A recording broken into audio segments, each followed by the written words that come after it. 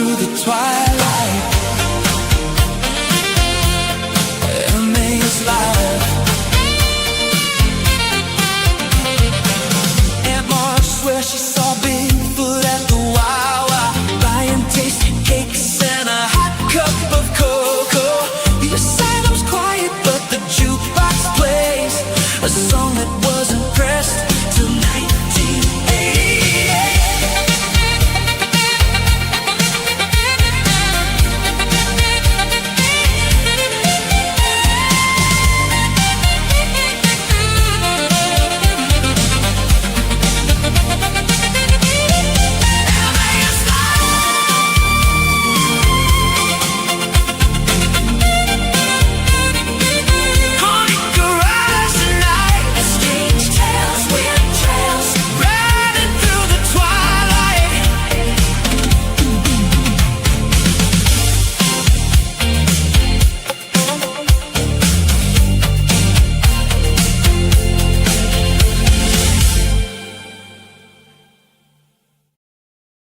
Hey, hello. Welcome, everyone, and some other people. If you haven't subscribed, hit subscribe. If you don't want to subscribe, hit it 3 times. Jeremy's not here yet. He's on his way. Jeremiah, my historian at Emmaus, is with me tonight because he's spending the night at my house. It's a big sleepover here. There's a lot of weed. Charlotte here. Charlotte's here. Charlotte has over 100 milligrams of weed inside her. General Lee has about 30, and he's sitting on Dad's lap. We have a fun show tonight, guys. I know I've gotten so many emails about Jason's podcast, Mr. Hawes. I watched it today. Jeremy's watching it now, and I'm not really going to speak to it. I will say this. Jason didn't attack anyone. It was not an attack podcast. His views were on the Warrens, and he's entitled to his opinion. I don't understand why people think I have this thing against Jason Hawes. I don't, man. I don't. There was a fishing line trick. I've watched his interview. I've watched Grant Wilson's. I've seen Donna's reports. I don't know any of them. I've never met them. Well, I've met Grant. Grant's a really cool guy. He hugged Jeremy. So, like, the only thing I can weigh in on is Angelina, who's in the chat, said it great. The person he interviewed was Stevie. Stevie destroyed the fire doll. Regardless of what she feels about me, my friends, people that I consider brothers in this industry, that was her best work. It's impressive. Her research was fucking, that's debunking. That is a debunk channel. That's what she was doing so well. And then I can't give her direction. But if I were to give Stevie direction, stay on that fucking road, because nobody else is doing that. That was your lane to cruise in. And then all this other crap. I know we want to defend our friends. I know I did it. I've done it. I don't do it anymore, man. Like, I thought Jason's show was decent. It was well done, regardless of my feelings toward people that have attacked me that still have featured videos of me. I can't, we're not going to lie that the fire doll that the Warren community was about is fraudulent. That is not a true story. And I'm sorry, the people that own that collection or leasing the collection should fucking put that in the trash. And maybe people can learn from that. Maybe I still defend you. That's right, Jocelyn. And it's not that I'm defending Jason. I'm not defending Stevie. I'm just saying that, like, that was a clean case against something that the Warren had in their collection. That is what we do and supposed to do. And that's what Jason was trying to say in his post today. So yeah, I've had 64 fucking emails. I'm not against what Jason's trying to do. I'm not friends with Elton or Matt. I love them equally. I will always love Matt Rife. He's one of the best crowd working comedians. Elton has done nothing but spread love on his channel, give people, help charities. I don't know what people have against it. I don't fucking I live in the mid goddamn West, and we run Emmaus. We run Emmaus Asylum. That is our domain. That is our thing. We know it's haunted. I don't need the Warrens. Thank God the Warrens were never there. The only thing I would say, if Jason, in the off chance that Summit and Stone win, Jason's out, dude. He's washed his hands of the Warrens. The Conjuring house is only linked to hauntings is the Warrens. And he's said his piece. That's what he believes. Now, I'm not saying that house is not haunted. It's 300 fucking years old. Might be haunted by something. I mean, as paranormal investigators, you bring this shit in. This is where we disagree with debunkers. People bring shit in, man. They go to other fucking places. They're doing Ouija boards. They're doing seances. They're bringing that shit in there. They don't know how to use the board. They don't know how to use Estes, or they're conjuring it. They break in. They do urban exploring shit. They play with a Ouija board, and then they don't close it, and they fucking leave it there. All those things can cause shit to happen in the house. So if Matt and Elton get it, awesome. We've said this 100 times. We're beating a dead horse. But I'm not going to be on my podcast and come after Stevie. I'm not going to go after any of those guys. That's not my forum, guys. I know that you like the old Frankie, and I had a huge following. We got that Souls podcast way over 1,000. This is not that podcast. I've been in court with a lot of these guys that what came at me, and that's what I'll say. Like, we're done with that. We're not doing defamatory shit on this station. We've said our apologies. And even to Ryan Buell, like, Ryan Buell had an addiction problem. That's a disease. Okay. I don't give a fuck what other locations say and talk shit about him. Ryan Buell had a disease. He conquered it. He came through it. He learned how to counsel. He went to school for it. Now he's counseling people that are going through the same thing that he went through. And that's fucking honorable. And I was wrong to call him out on that without owing the full history. That was poor research on my side. So, like, Ryan Buell probably never listens, but at the end of the day, like, you know, I apologize. I'm so grateful for you. And maybe I was bitter because my entire arm is people that died of fentanyl. It looks like Disney, but it ain't. You know, it's a juxtaposition. I really don't tell a lot of people what my semicolons mean and shit. So if anybody can conquer heroin and fentanyl, and that's a heroic achievement that you do that in your life. And we've all had friends that have died from this shit. And so, like, like I said, man, I am out of this. That this is not my platform anymore. Our platform is Emmaus Asylum. We have guests on that are doing good work in the paranormal. And you'll hear from somebody tonight that wrote a book on it. And like I said, I have an opinion of Andrew Paulsen because I'm close to the case. This is something I've worked on for 12 years with Jeremy. The Lemp documentary is part of my life. And for the naysayers and the people that had to apologize, including my old teammate, had to go on his podcast and apologize after he lost in court. Okay, after he withdrew his claim and his shit against me, which was the biggest bullshit in the world. And it's all out there for anybody to see. You can just look it up. It's a public record. You can see it was dismissed with prejudice. But he had to apologize for the shit he said about Shift. Because we don't do that. We've refunded every dime for people that wanted their money back. And if we haven't, there's a website, there's a fucking post-it hanging Chad right there that you can see. If you need your money back, if you want the money back, the film is fucking free. You will not pay for it. Even if you want to say, no, dude, I don't care. I just want to see the film. You're getting your money back. I don't care. We don't need the money.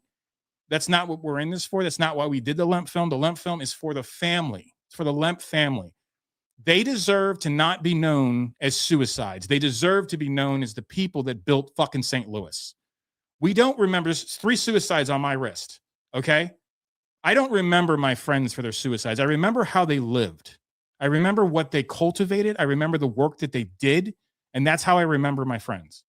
It is not fair for people to just dwell on suicides. It's just not. Is Lemp Mansion haunted? It is very fucking haunted. It is one of the most haunted places in America. It's in the top 25 still. I don't think it's the fucking Lemps. It was a flop house in 1949 until 1974. There was transient people. There was murderers. There was drug use. There was rape. There was families that were disproportionate and living there for 3 days and moving on. And so that place was run down. It was essentially a ghetto. So when we look at these things, guys, we have to look at the history of it. But I'm sorry if I've confused you about what the fuck this podcast is. But what it's not is the shit we did last year. I have never been about that. The direction came from the person that I was partners with. That's what he wanted to do. I did not know fucking Rob Sakowitz. I didn't know him. He brought him up. And then when I learned from Rob that it was all bullshit, like most of the shit he told me, and then Pam's a good friend of mine. Rob's a good friend. They're friends of mine. We talk all the time business. It's not a big deal. Okay. But that's not this platform. That's never been my platform. I'm not a top 50 podcast host in Missouri because I went after people. I'm a top 50 podcast host in Missouri because I'm trying to find 3 lost kids in fucking Hannibal, Missouri that lost in 1967. And if you don't believe me, look it the fuck up. That's my platform. My platform's not drama. I will give credit where credit's due. If I weigh in on an opinion, my opinion means nothing. I'm not a public fucking figure. I'm never going to be a public fucking figure. I'm 48. I don't want to be. I like going to Walmart and not being noticed because I'm in Walmart. Okay? Can we just say that? All right? I listen to these celebrities and how horrible their lives are, and like they get fucking bombarded and they come out of a car and everybody's paparazzi. No, I don't ever want that life. I've never strived for that life. I love the paranormal. I love talking about it. I love my city in St. Louis. I love my Miami Heat. I love those types of things. But at the end of the day, the things that I did last year were to drive fucking traffic to a website and to a podcast because I was directed to do that. And I did my fucking job. I told him at the end of the year, you'll have 1,000 fucking subscribers. And he did. I have always proven myself. Ben, who owns the Emmaus Asylum, is here. He's in backstage. He will tell you when he, we're not going to go into that bullshit because I don't want to bring up drama or whatever. But Ben will tell you. Jeremiah is here because Jeremiah knows how many times I've been there to check in guests and how much money have you seen me exchange with guests. You're on. You can talk. Uncountable. It's nonstop, and the traffic is nonstop. Now. It's nonstop. Like, and not one person has complained about credit card fraud. Like, it's not a thing, guys. It's not a thing. But they said that, and that's where they're defamatory. And I just got tired of going to court and winning. I just did. I don't have to sue everybody to state my case. And the reason why I'm bringing this up is because we actually have a case tonight that is about a person that has committed fraud, actual fucking fraud in the city of St. Louis, claimed to be a Lemp, claimed to be a Wrigley, claimed to be a DuPont. And Victoria's going to tell us who the fuck he thinks he is today. But this guy's an habitual liar, and he's fooled a lot of people. He's taken a lot of heirlooms that should have gone to kids and family members and sold them inside of mausoleums. It's an awful thing. Is that my wife? Hey, babe, I fed them. Okay, yeah, they're good. Sorry. The dogs ate, guys. Charlotte, the dogs ate, and I did too. 700 milligrams of marijuana. It is starting to affect me. I don't know what I just said. I'm just going to keep raising the dosage, okay? The thing that I want you guys to do is, like, we want to just have a fun podcast. We're done fighting with them. They want to call me. They want to feature me. Go ahead, motherfucker. When I'm charged in a court of law, we'll have a conversation about it. But until you see those papers, which you won't, I don't give a shit. I don't care. Right. I respect the work that Jason did on the podcast. I respect the work that Stevie did on the Fire Doll, and the other fucking thing she did with the guy that tried to insert himself in the house, and she fucking debunked his ass too. She was doing really good work. I hope she goes down that path and stops doing the thing that she's doing, because I think she really had a solid following. And I think she's picked up probably over 1,000 followers for being on Jason Hawes. Listen, they're expecting you, Stevie. This is advice. You could wipe your ass with it, throw it out, tell me to fuck myself. Those people that are following you are expecting you to keep doing that good work. They're not expecting you to go after somebody that nobody fucking knows. That's my bit of advice for you. They want you to keep doing the work that you're doing. So we're not going to come up here and hate. You want to hate on us? You want to send fuck? We're not going to do that. We're going to kill you with kindness. We want to wish you the best and hope that people follow you. So that's what I'll say about Jason Hawes. I love the podcast that he did. He's not attacking anyone. I know what attacks are. And if people want to judge him that way, that's fine. If Matt and Rife get it, I'm going to bless them with it. I fucking, like I said, I love those guys. You know, that whole crew, whatever, dude, who gives a shit? The people that live there, the Angelina stuff that Angelina's doing is strong work. That's her podcast. That's her fucking, it's all the facts. She'll put all the facts out there. If you're not following Bad to the Bone and you like that kind of, that's her podcast. She will show you documents. She will show you redacted stuff. She will give you everything that you need to know and be smarter for it. That's her platform. She's got the balls. She's my queen bee. That's the way that she runs her podcast. My podcast is fun. No. We do. No. What do you mean it's not fun? It's not fun? No. Do you want to have fun? No. Do you want anybody to have fun? No. All right. Can we talk about, You fairy. Yes. Okay, good. All right. That's what they want. That's what they want. They want little drops. It's funny because we keep hearing that you're not playing enough drops. And I'm like, all right, well, we just got to play enough. We got to play more drops. I was hoping Jeremy would enter in on that, but he's not here yet. My wife just came, wanted to make sure that I fed the dogs, and they shit all over the patio. They did. It was awesome. It was great. That's what I was doing, guys. Hey, happy everybody. Happy. If you're just joining us. That's the American fucking way. Is yes. And you can rewind this and you can, and it's just, we're done. That's my 2 cents because there's a lot of emails. So, and you can have a different opinion. That's amazing. You live in a free country and you can not agree with me, and that's fine. And that's okay. But Hawes is not the subject of this thing. We make these thumbnails. If you see them, it tells you what the show is about. But like I said, when we started the show, if you email us, we will answer transparently. I am answering transparently. The binder is over there if you want a copy. That's kind of where I'm at, dude. Right. You know, read it for yourself. Make your own decisions. Your feelings are valid. All those fucking things, dude. And for Perrin, on the Conjuring, the last thing I'll say about it, her feelings are valid. If that's what she went through, if that was her experience, that is her experience.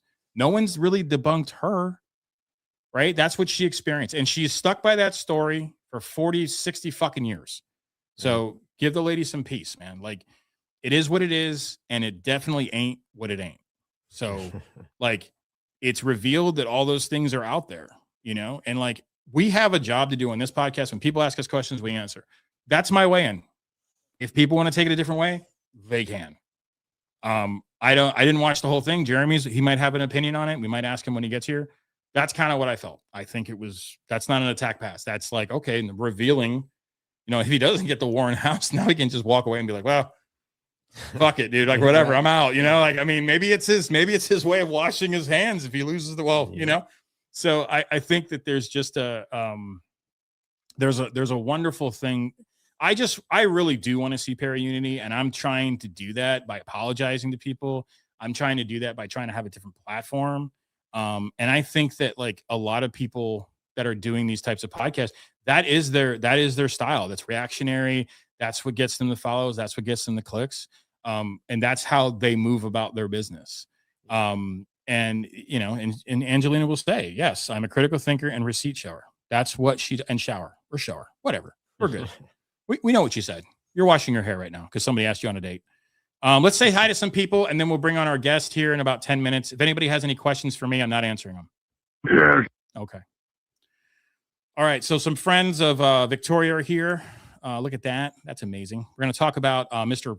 I don't even know what his fucking name is. Is his name even Andrew? I don't know. We don't Cambo know. Now. Oh God, I hope not. I hope not. Yeah, he's part of my. You do not want to be part of my family. Ain't no motherfucking money in this family, bro. My sister stole it all. There's some drama I'll talk about. Woo, Frankie's drama. We could do that. Victoria will be joining us soon. She's backstage. She's in the green room with Ben, and they're smoking so much fucking weed right now, guys. Like, Ben is in a cloud of smoke. He's growing it now at Emmaus. There's a whole section of Emmaus that if you haven't seen it goes, smoke this, is what Ben will tell you. That's not true. Oh! That's right. Anyway, so yeah, I was telling people how to do this. Who's this person? Hello, I did, but I'm not sure what to click on. There are a number. Go to live, Amy Kenny. Go to the live section of YouTube, and you will see us live. There would be a little red live thing. Oh, the Countess is here. I believe that's hers.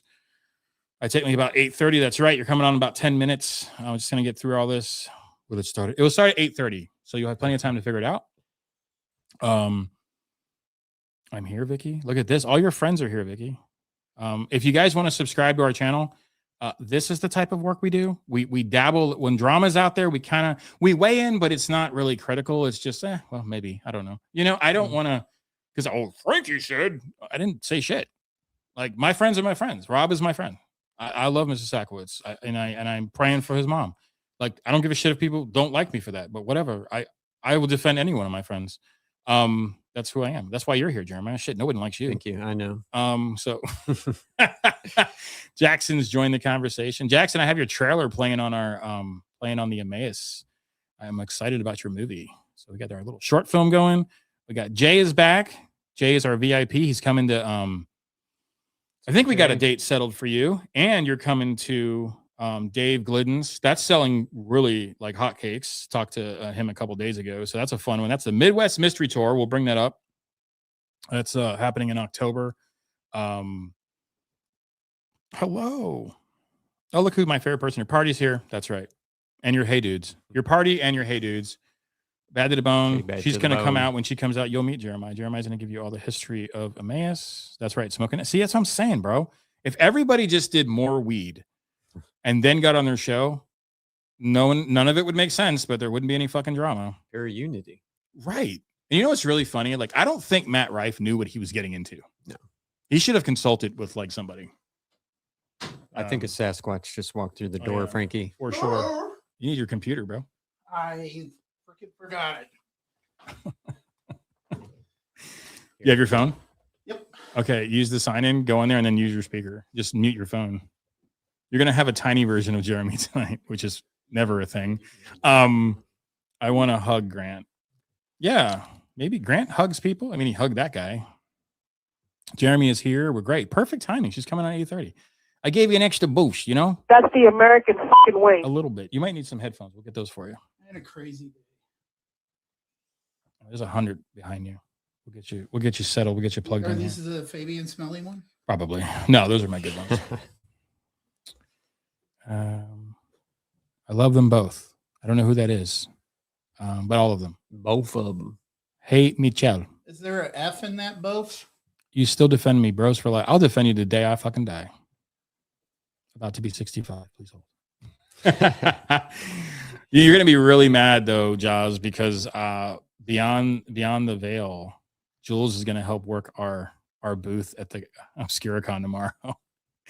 So yes, you're gonna miss Jules's wonderful big butt that you love so much that you always talk about. You're always talking about it. Dude, on it, like, she's like, give me some. I love that ass. Like, you know what I'm That was the saying? first, yep. Well said. Yes, well done. Well done. Well done. Yes, good credit where credit's due. Even if you whatever, dude. Like, there's plenty of things that Trump says I don't agree with. Plenty of things he does say that I do agree with. Joe Biden never said anything that I understood, so I can't. I'm just. That's the thing. The only president you're ever going to agree with, Yeah, is you. that's right.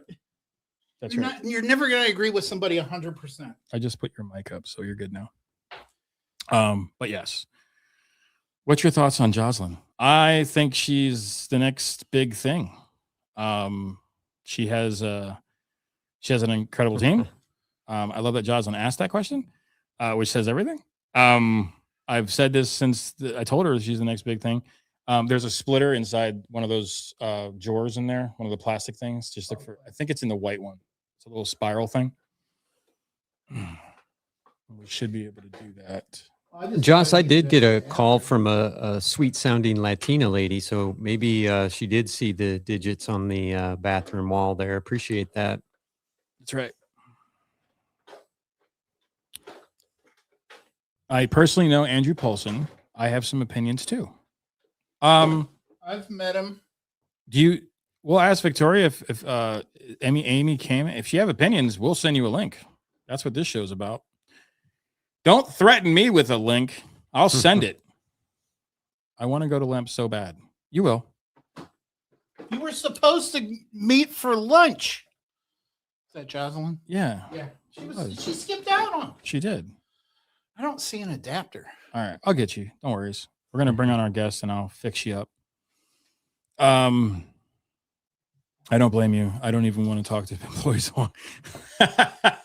I just like that you said publicly that you like going to Walmart. That's And right. You can just take it out of context like that. I'll be on Beardo tomorrow. There you go. Frankie likes going to Walmart. Yeah, that's like the whole thing. Hey, looks Walmart.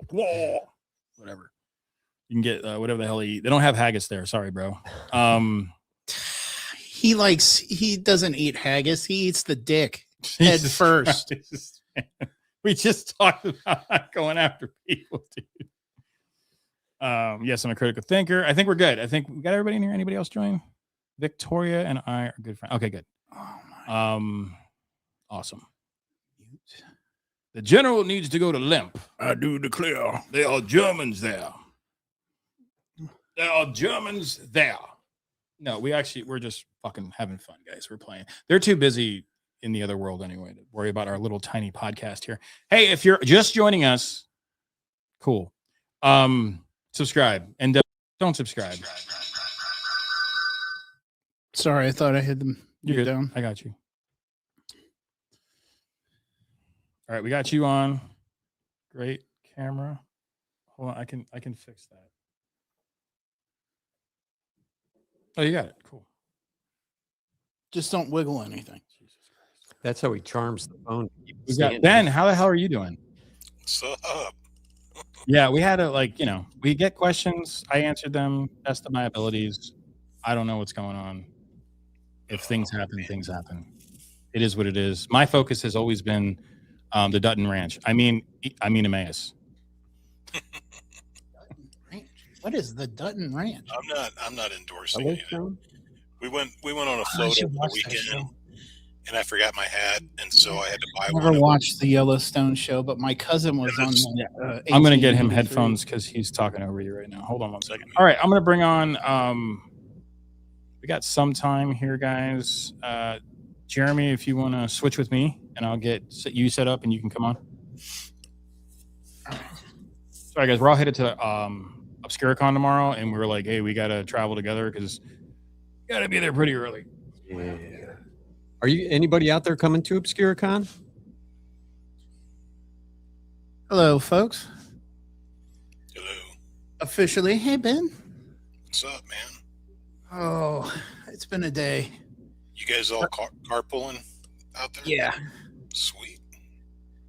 And then right before I was on the phone with Frankie, talking about watching the Jason Hawes thing, and my son stepped on something sharp and cut the shit out of his foot. Oh, is he okay? It's right between his toes. Oh, fuck. That's never I mean, yeah. You have to get stitches? No, it's weird because it wasn't even sharp. It was like the tip of a finger, but I guess he stepped on it right in the soft part, and it took a chunk out. And he does not handle blood like me. Yeah. Everybody thinks that my phobia with needles and stuff is about blood and the needle. It's really about veins. Like that just. Ugh. So now we know how to creep Jeremy out if we ever It's need really to. easy. It's really easy. I've had some pretty bad experiences. I saw a needle this long go into my wife's back and squirt spinal fluid against the wall. It was freaking terrible. It tastes like shit. That's because it is shit, Austin. That explains it then, doesn't it? It's a bit nutty.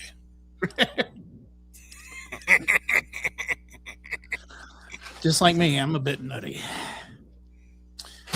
Not as nutty as old squirrel turd, though. That's a little inside joke. Oh, here, I gotta take my glasses down to read these. Saturday, okay. So is General Lee gonna be there Saturday? General Lee better be in the building. Yeah, I do the class. He gets a free God helmet session.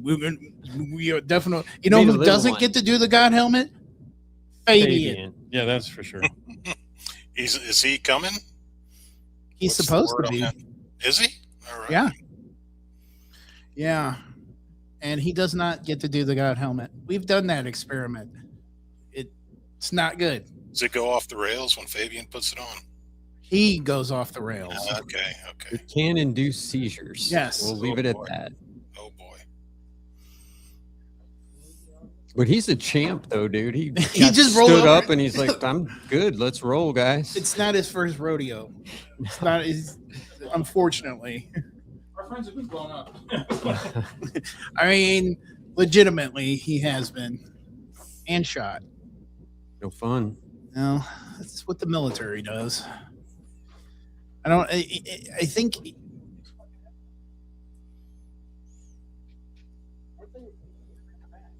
Yeah, I thought I left them right there.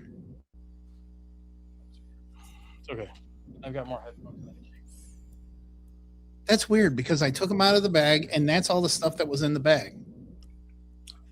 This place is haunted. Then it's got to be it, right, guys? It's For well, sure, 100%. We've caught No doubt. EVPs during podcasts in this room. When he lived in,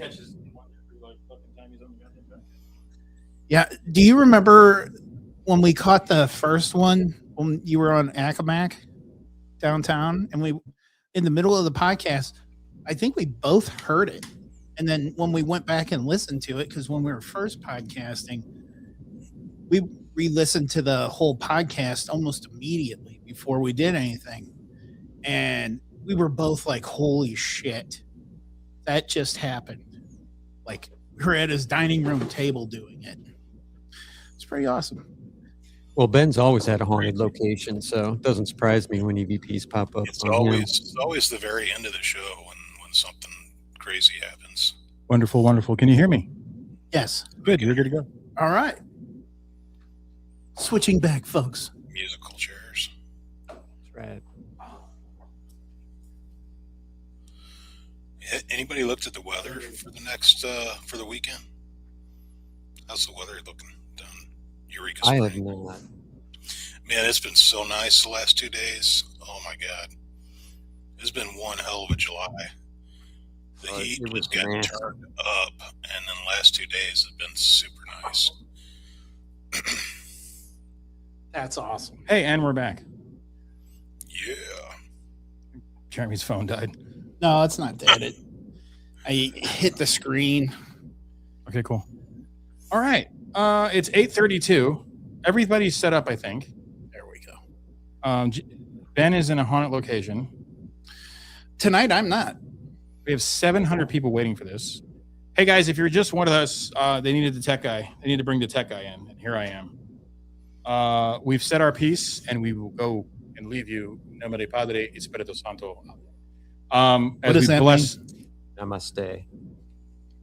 This is a great religious podcast tonight, guys. Fucking Slayer. All right, let's bring on our guest. She's a superstar in the history community. She at one point worked for Campbell House, was the weekend manager. She's done multiple things. She's written multiple things. She's doing amazing work. Please welcome Victoria. Hello, Victoria. Hey. Hello, lovelies. Can you How all are hear you? me? Hello. Are you on weed? How much weed have you done? Anything? I unfortunately cannot do any. I have to finish writing a horror script tonight. That's when you're supposed to do it. Oh.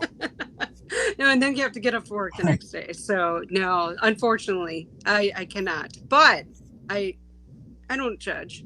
You know, imbibe if you choose. No, 100%. 100%. Jeremy's having. I'm doing great. Y'all I doing good? raced out of the house because I was running behind when he cut his foot. No, it's. Oh. Yeah, I'm going to show you how we do it in Miami, and why I always wear my hat a certain way. I don't understand. Please pause for station identification. This is the Emmaus Live broadcast. Jeremy, you put a little super glue between his toes and you tape them together. I Oh. was actually thinking of doing that, and I know he would have melted down if I put that super glue on there. I thought you just told him to rub some dirt on it. I mean, That's what you I tell literally boys, was right? like, dude, it's not that bad. It didn't need stitches. I would have just took a stapler and done it. Did you do the Gen X dad thing? You're good. You're fine. Yeah, of course I did. You're fine. Fucking foot's hanging off. You're good. That's all right. You grow back. I broke my Stop crying. fibula and tibia, and my parents made me walk it off. Walk that shit off. It did not walk off. What's the crunchy sound? You got popcorn in your pants. That's Jesus Christ. All right, I'm sorry. This show, I tell you, this show's nuts. We're gonna have more people join. Anybody else want to join? I'll send the link. Just everybody fucking join the podcast. Have the most people on the podcast, and everybody will think, "Oh my god." no, we just have ADHD really bad. Dude, it's not working. Yeah, I didn't know that if you had said Dexter's name on the, so that's ironic, like, you know, blood and I know. Like, he is Okay. terrified of it. I think he jinxed him with the name. maybe sounds like it. I even gave him like a knife. Like, what is going on? Plastic cheating and everything. Yeah. I'm like, guys, What a disappointment. let me show you this special garage over here. I was thinking about something. Victoria, we had a great show last week, and everybody that's tuned in right now probably watched it, and they're like, man, these guys are so... God, that's a great podcast. Best. Best. More awards for us. We just give Yay. ourselves an award. We started making our own award for ourselves. Jeremy, you get the award today. What do I get? Best something. Best of farts. Best orange jug of what the hell is that? Diet Coke. You know it's not Diet Coke. I don't drink Diet Coke. Dude tried to get healthy and fucking poured sweet tea in his fucking gallon of water. It is blueberry pomegranate. Oh yeah, when I was walking out the door, I dropped this and a third of it spilled into a laundry basket. Oh, and you just left? No, well, I was like, oh shit. And Sarah comes in and she's like, "You're late. Just go. I'll take care of it." Wow. You're the one that does laundry anyway. So we're good. All right. So No, she does the laundry. I do the dishes. welcome. We should just call this podcast ADHD. That's what we should call ADHD fucking live. It's thick. And then everybody watching it has ADHD. So what is this? I don't fucking know. I don't know. These guys talk Something about a hawes. stuff. I don't know what a hawes is, but we were talking about it a little bit. Just so you, I did. what did you? He wasn't attacking anybody. No, I don't. I really don't feel like he did. No. He just had. We had her. Didn't we do Yes. one with? And she told basically all the same story. And she fucking killed it. Yeah. Yeah, she's done really good work. Like, and that's what, like, he made a post today. He was like, oh, you know, if they're attacking you, ignore it. Don't even write you don't have to write a post. Right. Like, fuck, dude. Like, you didn't do that. So when you defend, like, when all that shit went down with me, how many times did I post about it? I didn't. I'm I'm not defending something I didn't do. I mean, You look they guilty. said stuff about me too, and I'm like, He's a fuck. I have to actually value your opinion to Yeah. be offended by you. That's right.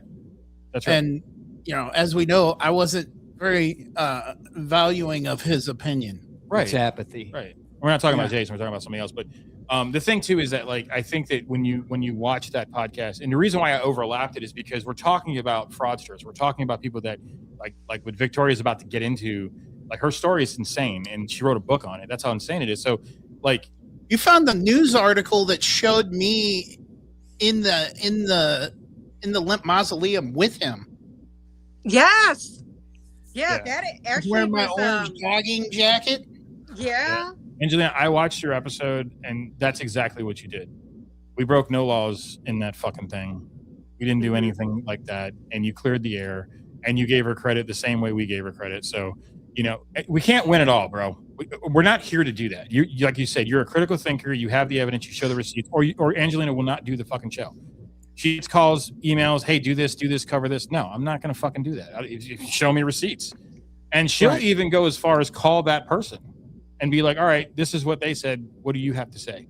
And that's the right way to do journalism. I think Right? so. Now, how's Stevie done stuff where, like, she kind of like puts people on that shock moment and the wow factor? Sure. She's, gotcha moments. That's investigative journalism too. I don't like that approach because That's the John Stossel. it approach. is. And if you do that, the problem is the minute you get known, people know you do that. They'll never do your fucking show. Right. It's smacked by a wrestler. Yes, right. That's right. Dude. Well, fucking Jim Rome. Remember Jim Rome? And Jim Everett, the whole fucking thing. You remember that, man? Chris Everett. Chris Everett. You call me Chris one more fucking time. He got up and he slapped. I the do fuck out of remember Jim. that. Jim Rome was dead after that. Died. Fucking done. Or when Hulk Hogan choked out what's his face? Yep. And dropped him on his head. Yep. Oh yeah. And then the blood spilled out and he stands up and he's like, "We're going to a commercial." yeah. Who was this? This was a comedian, Besler. Andy Uh, Kaufman? no, it No, was. that was he got way slapped before. by Jerry Lawler. Yeah, but I think the that King. was all. This was Yeah, that was all all set This up. is real, dude. No, And it was Hulk Hogan and Besler. Mr. T, and I know that guy. B.A. Baracus? No, he's the guy that was in Law Well, and Order. BA is He yes. died. He was. Isn't Oh, it Besler? Richard Belzer. Belzer. Yeah. Yeah. That's it. And and he's like, "Oh, it's fake. It's fake.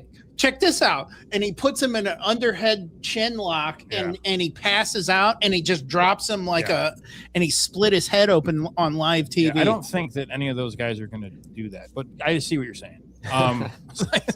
Little look, we're off the rails We're again. making predictions. Toot toot. It's the What's- crazy train. Rip Ozzy. But look, can we hear story? We've told you 7 of them. You subscribe to this. I'm sorry. I don't like your hat. Well, now you're dead. Oh, we've got stories. We got plenty of stories. Okay, so Victoria, how did you? We're gonna really get into it now because I did want. I'm sorry, Allison. Jeremy had the weigh in on that because I wanted to make sure that I didn't think he was attacking anybody. I didn't feel like he was either. Okay, good. Because that's where I mean, he talked about his relationship and actually knowing the Warrens. That's right. You know, and he knew Zaffis. Right. Because Zaffis was there. Right. Yeah. So yeah. Okay. Good. All right, Allison. Here's your show, and then you can. I right. like your hat.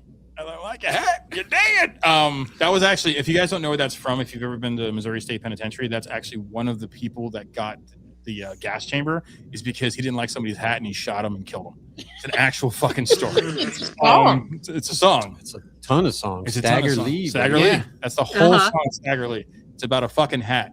All right. Andrew Paulsen, let's focus in here. People watched the episode last week. They've heard my beautiful song that I made about him. At the end of this show, we have a emo version of that song. It's a screamo version that me and Ben recorded earlier today. It does exist.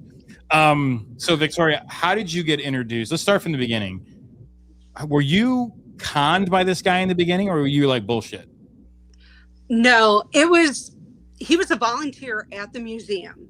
So I met him in a professional light first. So, you know, when you work at the museum, it's history. You got to take it seriously. You show people the museum, you deal with the volunteers, you help the volunteers, they ask you questions. So he was a volunteer. And that was a day I just happened to be off work. And he's like, we should hang out, you know. And he's like, when do you work next? I want to work with you. And that got me a little bit, you know. When people like you too much, you ever have that? It starts out, you know, the hairs, you get the hackles going. So come on too strong. It was the first thing, like, wait a minute, you know, and I got the gaydar was going. So I'm like, okay, I don't think he's straight. You know, he's straight acting, but I don't think he was. And we started hanging out. And just for edification purposes, she's really big in the LGBT community. That's why we say gaydar, we're Gen X, so. Yes. I don't have it. Mine doesn't work. It's okay for you. And yeah, I've only been contacted by probably at this point 10 of his ex-boyfriends. So. Oh wow. Yeah. And they're still coming. I mean, it's somebody that just dated him a month ago. So did that's you how go we out met. with him? Did you go out with him? Oh my gosh. So, you know, I write it's on the back of the book, and we had an intimate friendship. Now, I don't mean sex, just that, you know, you share everything, you talk about everything, you go out, you do all this stuff, you know, talk about your dreams and what you want to do and you know, we were big history nerds and a little bit of haunt nerds. And, you know, I'd done investigations of the museum, and I knew the Lemps. I mean, the Lemp Mansion. I know Paul and Patty Pointer. I know a bunch of people in the haunt community. I've given haunted tours of the landing. So I know a lot of different people in a lot of different these communities.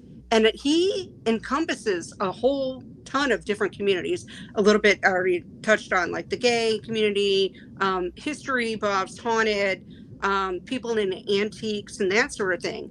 And the funny thing is a lot of these people don't always jive together, get along. And sometimes people within those communities don't get along. Really? But the funny thing is right? Really? I didn't know that. People don't get along? I've never not got along with anybody. Yeah. So Victoria, what year is this? Just to put it in perspective. What so year? 2024. But the funny thing is, having said that, is everybody can agree on one thing. The guy is a liar. And he's a con artist. Everybody agrees. Everybody I've talked to. But this started summer of 2024 for me personally. Okay. Yeah. And the friendship lasted about 9 months before it imploded. And it imploded in the oddest way. You've spoken about the one Lemp descendant, Jeff. Totally awesome human being. I revere him. He's just a wealth of knowledge. He's done a lot of his own work with finding out who this person is, who he might really be, and actually found out a hell of a lot. And, you know, I got with Jeff and we found all these things out, and I put it into a book because I saw Annie's picture on Facebook as a suggested friend. And I texted it to Andrew saying, hey, one of your relatives wants to be friends with me, not knowing that that was Jeff's page. And talk about giving up the ghost. For sure. And so all of a sudden, I got the silent treatment. It's nothing, no text, and this was a person that would text me 3 to 5 times a day. He couldn't stand to be alone. He was always texting. He always had a sidekick, somebody with him. In fact, multiple people. That was his MO. He always had to have somebody with him doing stuff around him all the time. Considering he was bearing all these secrets, that's the most fascinating thing to me.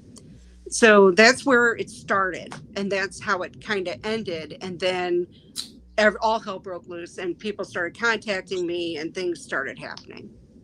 Okay, I'm gonna break real quick for this minute is brought to you by a fridge shake, but when they're tiny like this, they're called Silver Princes.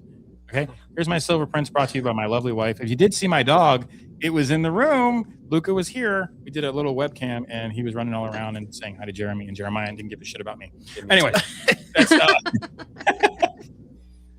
he'll get me later with his butt in my face when I'm sleeping. That's what he does.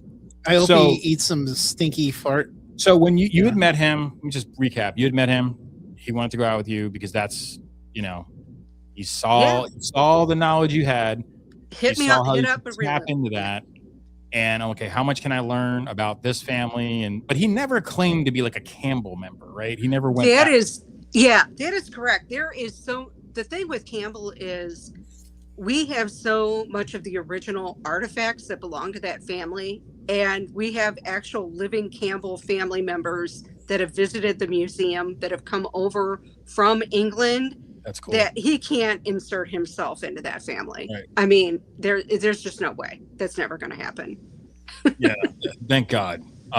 We had a friend, Erin Shields, that was at Lindenwood when she was I don't know if she was provost, but she worked there too. Yeah, she did work there. Yeah. She told a story about seeing a ghost lady at a. Yeah. Well, did you ever experience anything? fireplace. Just a little off kilter. This is a paranormal show. I'm so sorry, Allison. Did you ever experience anything at Campbell House? Oh yeah. So we did 2 or 3 investigations. I wrote a. They kind of shun away from that though, right? They don't. Yeah, they're very legit. Okay. There were investigations before I even got there, but I was one of their longest tenured caretakers. I outlasted basically everybody. I'd been there 6 years. Most caretakers had been there maybe 1 or 2 years max. There was somebody that stayed for like 3, but I've seen things move. I had somebody whisper in my ear one night before I went to bed. The light goes on in the cook's bedroom. There's an automatic light. And we've tried to debunk it and can't figure out a way to figure out why is this light going on by itself. There's a sensor that doesn't face any other light source or motion, that should send it off. I could go on and on. I've heard footsteps. Someone saw a lady in the window. Oh gosh, what else? We've got a lot of voices. We've had some EVPs while I was working, doing some voices, things, lots of pictures, shadows. The funnest one that ever happened was on a tour, and it was Halloween weekend. Nice. And it was a couple, they had a little boy. They said, he's got a ghost meter. Can he use it? I said, sure. And we had a couple other people. I asked the other guests, I'm like, are you okay? They said, yeah. So we give the tour. There's a haunted triangle in that house. It's what I call its own Bermuda Triangle. It's what was the children's bedroom, which is now the official offices, the master suite, and the library. And it's connected by a staircase, the main staircase of the house. And this little boy came up, we're in the library, and he's got the meter going. I'm like, there's usually a lot of activity. Why don't you come in here? And he said, but do you want to go up those stairs? He goes, can I? And I said, yeah. I said, just don't go in the rooms, because that's where the offices are. And he looks at his parents. The parents are like, go ahead.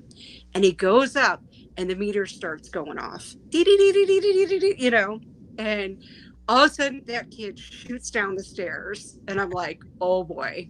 And he goes, I said, what's wrong? You can go back up there. No, I can't go back up there. I said, well, what happened? This little boy told me to get out.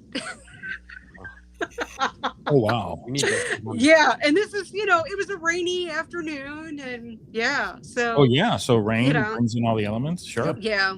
Yeah. And Erin used to tell me when she would take that same staircase that she would always see a woman in one of the offices and she never would make eye contact. She would just keep walking. It was by a fireplace. Is there a fireplace in an office or something? Yep. Okay.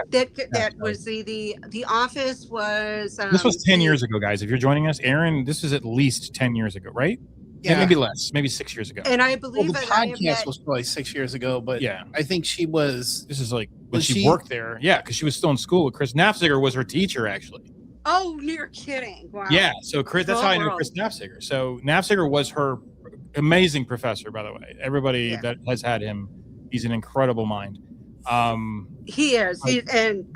Also an incredible digger in on Andrew as well with his podcast. I mean, with his blogs. Yeah, Patina. Patina. Am I thinking of? Patina. St. Louis Patina. Yeah. Yeah. Dug a lot of I want to talk about a debunker. Jesus. Yeah.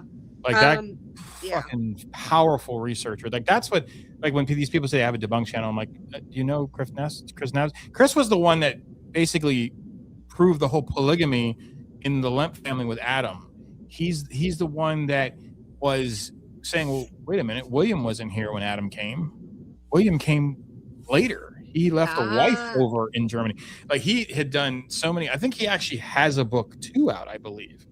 We need to get him. I need to talk to him. I saw him at Stephen Walker's. We saw him. We did see him. And I told you we have a little bit of weird history. I don't know what went down there. I know we canceled a show on him, and it's just because we had to move the date. And he's just like, I did message him, and he said he was going to try and watch tonight. Okay. So he may be watching. I hope so. Yeah. I do love Chris Nafziger, man. He's wonderful. He came to one of my book signings, and he's been very supportive. And he's read the book. This is the funniest thing with Andrew and this whole thing. He tried to do a lot of coercion, tried to stop me from bringing this about. And he's like, well, you're banned from this museum, and the whole history community thinks you're a weirdo and all this stuff. And meanwhile, everybody's reading the book. Right. Right. Yeah. All these small house museums, I know people at the libraries. I've volunteered at a lot of places. I've showed art at a lot of places. I've done readings at a lot of places, book signings. And everybody's just like, wow, this is something else. I'm like, it is unbelievable, but it really happened. And he really is the biggest asshole. Oh yeah. I mean, he's pompous. He just looks pompous. But the thing about Paulsen, and I think it would behoove us to, because some people might not know what the hell we're talking about. So I'm going to bring up some images of Paulsen. This is Andrew Paulsen. So this is the guy, and this is when you were doing this was 2024.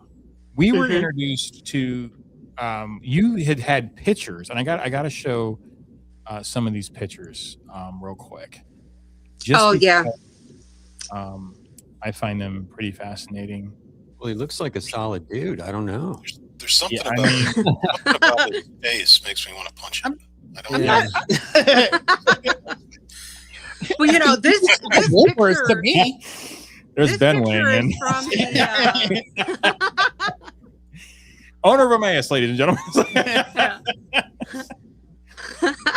Well, this picture, the one you have here is from his supposed 30th birthday party. It was at Matouche. It was at the Matouche house. Yep. It was like where, he claimed I'm a member, I'm a family member. And they're like, yeah, well, he stayed for a week and conned these people and gets really drunk and vomits everywhere. And, they ask him to leave the next day, and, he's never asked back, and things start to fall apart in certain relationships, including that one, And that's probably before he got really lit. He's probably just warming up there. I've seen him pretty trashed, and that's not even at toasted level yet. Yeah, and the thing too is that so it made it hard for us. Yeah, he really hurt. He really, And that's the other thing that people don't understand. Why is the film taking so long? He derailed us.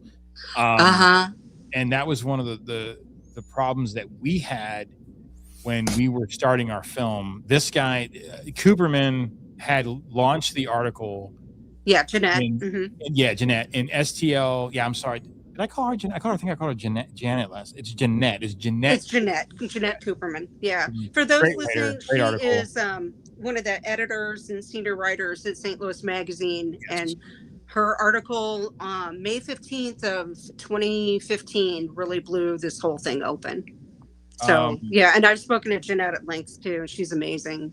So much great information. Yeah. A lot of support. I've always wanted her to do a podcast with like Chris.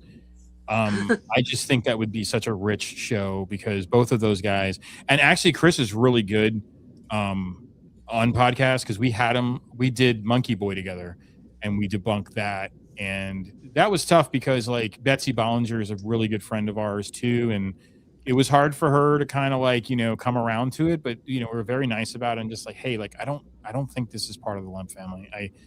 We're talking about illegitimacy here. The Lemps were like the Kardashians. If they were keeping a kid in an attic, it would have gotten out. It would have. And then Chris Nafziger was the one that put the nail in the coffin because he's the one that came out and said, Billy and Lillian never lived at the Lemp Mansion. Mm-hmm. They never lived there. They lived at the Chase in Oswell. So like if you're Lemp fans and you know this story, like me and Jeremy are basically the premier Lemp historians right now in the city of St. Louis. Not to take anything away from Stephen Walker. He's the reason why we do what we do. And Davis and Mulgart. We always give credit to all our boys that have been doing this and women that have done some really good research on the Lemps and have tried to do some really good research on the Lemp. It is a very dense family and there's so much malarkey and accepted truth that it was easy for Andrew Paulsen to go in there. I think Lemp was probably the easiest because there are no Lemps in St. Louis anymore. Well, there's one. There's one right. Lemp in St. Louis. Yeah.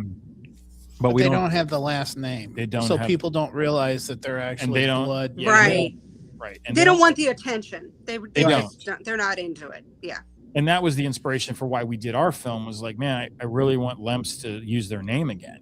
Like it would be nice, but like a lot of them just don't because like, oh, here we go. I got to hear about the suicides again. I got to hear about all these things.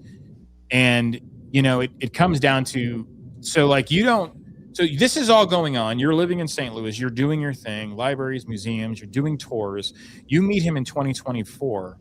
And when he invited you out, something struck you. I'm trying to recap for people who are just joining. Yeah.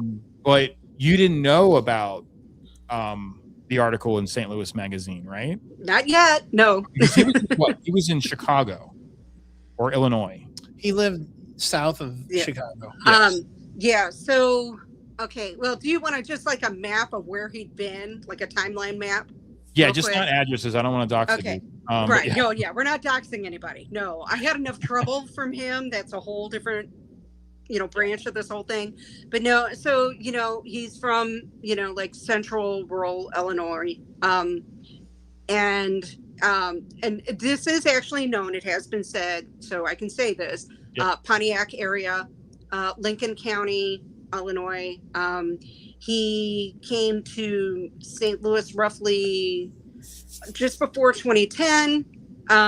It was around for about 5 years. And we kind of bouncing around central Illinois, Missouri that time. He got discovered. He left, went back to central Illinois, and he was and she was in Chicago for a little while, Springfield, Illinois, bounced up to Wisconsin, the Pabst Mansion up there, and then came back to St. Louis sometime around early 2024 is what we think. And there was just, all this time developing the lie, adding on to it, just so many layers. It's just like, it's like peeling an onion. Every time you pull something off, there's more stink, Oh, 100%. I do want to show for you guys that are out there watching, I do want to show some videos because we're talking about this guy, but, Victoria has shared with me some of the news that he has done. And for me, Jeremy, Victoria, any historian that's watching this, It's fucking cringeworthy when you know the actual history and you're watching this guy do this. It's so cringe. So we're gonna play one now so you guys kind of get. At one time, the Lemp Brewery was the largest in St. Louis, and because of that, the family who owned it was both wealthy and thrust into the public eye. When William Lemp Sr. died in 1904, he was worth $10 million. The brewery is no longer in operation, but the family legacy lives on, even though it's probably not in the way the Lemps intended. And I think a lot of people think that they were just suicide and ghosts. Andrew Paulsen shares a different side of the story than many of us have heard. We want them to be remembered as the hardworking Germans. When Johann came here, in 1836 was nothing, and this is the end result. Paulsen is so passionate about shining new light on the family history because he says it's his family. I am the last descendant from the eldest daughter. The 26-year-old, who lives in northern Illinois, travels to St. Louis with family artifacts in tow to show to the people who now own the Lemp Mansion. This was Lillian's dress when she was a little girl. He hopes one day all of these belongings passed down to him will be in a museum. Well, Lillian, of course, who was considered the lavender lady, being a wealthy lady that she was, she had all of her clothing designed for her. Paulsen is aware of the numerous suicides in the Lemp family, but he didn't always know they were associated with hauntings and ghosts. And so I was in college, and I was flipping through some old periodicals, and it was a 1980 Life magazine. And they had a small little section on there about the 10 most haunted houses in America. And I looked and I'm like, the Lemp Mansion in St. Louis, I had no idea. Paulsen believes Elsa's suicide was actually a murder. We're going to go ahead and pause this real quick. The body of research that me and Jeremy have done is Elsa Lemp. That is where we are the experts. We always give Mulgart, Edwin Lemp, we give Stephen Walker, family as a whole, mostly Billy. He's a Billy Lemp historian, but knows about the family too. You have to know everything. This picture right here is not Elsa. That is not Elsa. This actually is a woman her last name is Meyer. I have this picture. I own this picture now. This picture was given to me by Deb and Jim Matouche. On the back of it, they were friends of the Brewers. The Brewers were basically cousins of the Lemps. That's who that is. That's the niece. That's the goddaughter. That is not Elsa Lemp. And so I just wanted to pause that because that's the body of our search, because this picture comes up a lot, and we've done a really good job of kind of getting the delete me thing going on. Like, that's not Elsa Lemp. But I did want to mention that. And that when he said that, I'm like, this guy's a fraud. You don't know. Is all the shit that he's saying, is he just making it up? I mean, this is all. No. Oh, yeah. So This is most of what he 100% just said was, about his lineage is bullshit. But you're a pathological liar. Yes. correct. And Johann Lemp didn't build that brewery. His brewery was down by the Arch. William Lemp built that brewery. Wasn't it the left leg? It was the left leg of the Arch was where the Yes. actual Lemp brewery was. And then 1936, they built the Paperclip and ruined that whole downtown area. Because I think of that, I mean, whatever. The I don't Arch think is they cool. built it then. That's when They started construction. Yeah, they started tearing because things down. the young Democrats, the young boy Democrats, tried to save it. Remember, they put shields up everywhere. They were doing historic things so they wouldn't tear it down. And they got all the funding. They got all the shields on all the building. And St. Louis said, fuck it. "Yeah, we're gonna tear it down. We gotta build a paperclip." And plans to write a book about it with his friend and business partner, Cheryl Zohotsky. And I think once the people meet Andrew, they'll want more. Paulsen just hopes it's not too late for people to hear this side of the story. I think there's so much interest in the family as suicides and ghosts. It's going to be a little hard to deter people from their way of thinking. But I think if, enough publication was out there and enough, literature was out there, that maybe just... Yeah, we had to cut him off. They did too. But like, he's wearing a pirate shirt, for Christ's sake. Yeah. What's thinking that? He looks like Pugsley. Jesus Yeah. Christ. And I have to give a little credit again when Jeff had supplied me with that, and I believe that is KSDK, the Channel 5 affiliate here in St. Louis. And it's probably their Show Me St. Louis program or one of their other features. So there's your credit line for you. But yeah, again, you guys were saying like, oh, is any of this true? No, nothing of him and the relationship with the Lemps. Nothing is true. You did it's all lies. You did send me one more. I do want to show that too. Because this was a good one too. If you have ever been to the Lemp Mansion, you've probably taken the tour and heard the story about the Lemps and how they committed suicide, how the place is haunted, and how there really aren't any Lemps alive today. But we need to correct that because we have an actual descendant, a great-great-grandson of William Lemp Sr. This is Andrew Paulsen, and it is a pleasure to meet you. Nice to meet you. And the reason he is here is we're getting into the Halloween season, and there's kind of a connection because you are offering tours of the family mausoleum, which is located, is it in Bellefontaine? Bellefontaine Cemetery. And you have the key right here. Yeah, I do have the key right here. That's the original key to the mausoleum. We're offering actually 2 tours left, one on the 13th and one on the 20th. And what do you see when you go in? It's a small space, I would assume. Actually, it's not. It's probably about the size room we're in right now. Well, they had a lot of money. Yeah, I know. Yeah. You see, the crypt, family artifacts, family stories that me and my friend Cheryl Tahasi is also helping me with it. That's cool. Yeah. Well, what we're going to do a little bit later on is we will link you to that website on our website at fox2now.com, and then you can. There it is. I want to show this to everybody. I want to show this to everybody. This right here, the guy in the orange and the black jacket is sitting on this podcast right now. Yep. It's Jeremy David King, and he was the one that's like, why do you have Pyrex? Why did the Lemps have Tupperware? What the fuck? It was I think we went to the very first, it was me and Greg and Sandy from PTF. And I could have sworn that was your dad just because it was fuzzy. He does kind of look like my dad, honestly. Yeah. But my parents have been to Lemp Mansion a bunch of times too. Yeah, but that's why I was like, he probably went with Gary. I'm like, Yeah. Did he make that mausoleum? No. Andrew guy? Or was No. This is the actual mausoleum. Lemp mausoleum in Bellefontaine Cemetery. Okay. Yeah.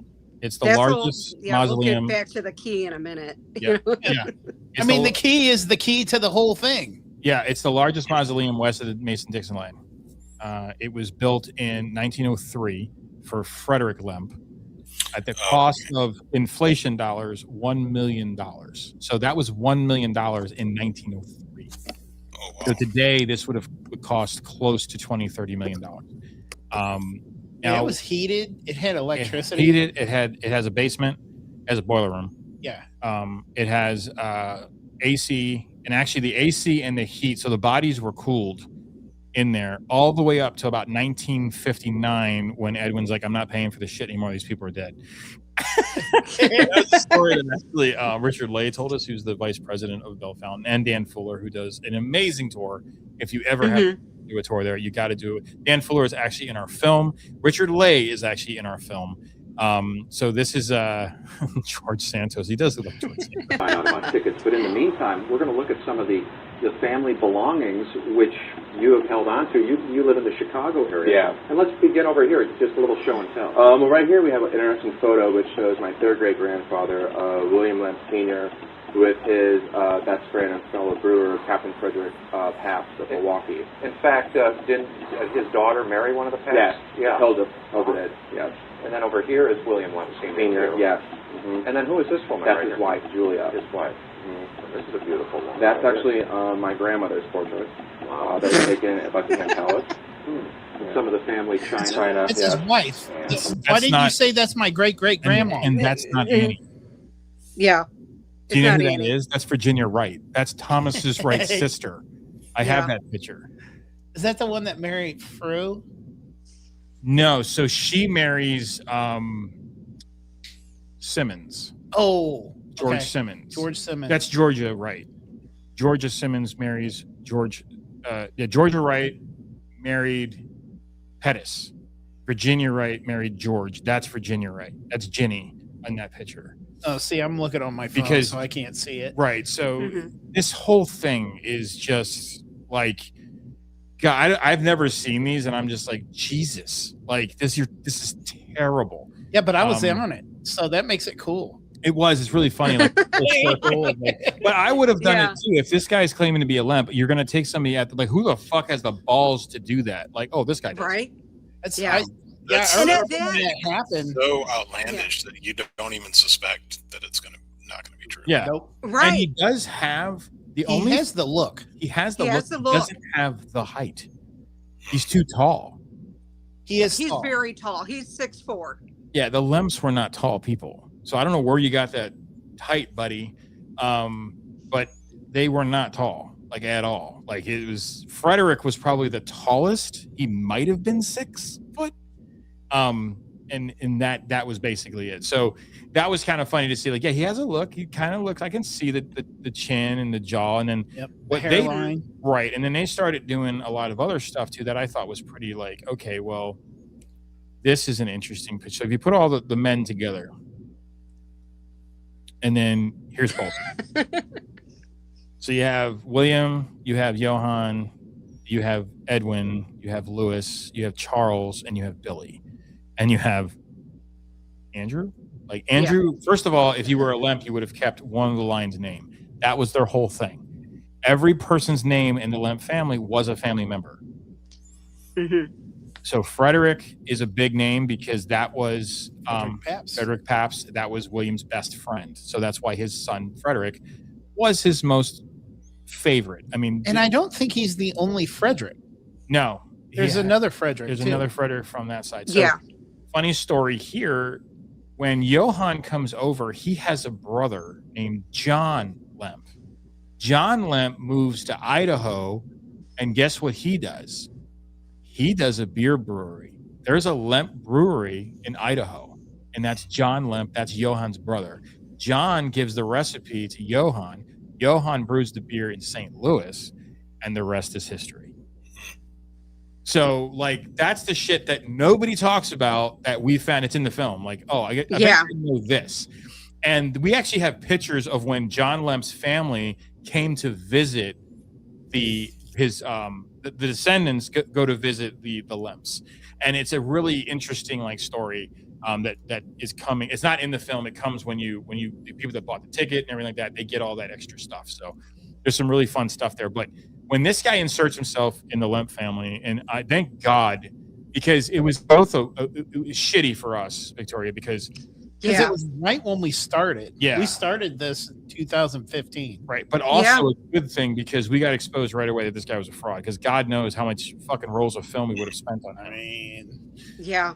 So he flees after that, right? Yes. And then he goes and becomes a DuPont. So tell us what happens after Lemp. Do you know that story? What he claims? So, well, this is the funny thing. I'm starting to find out more.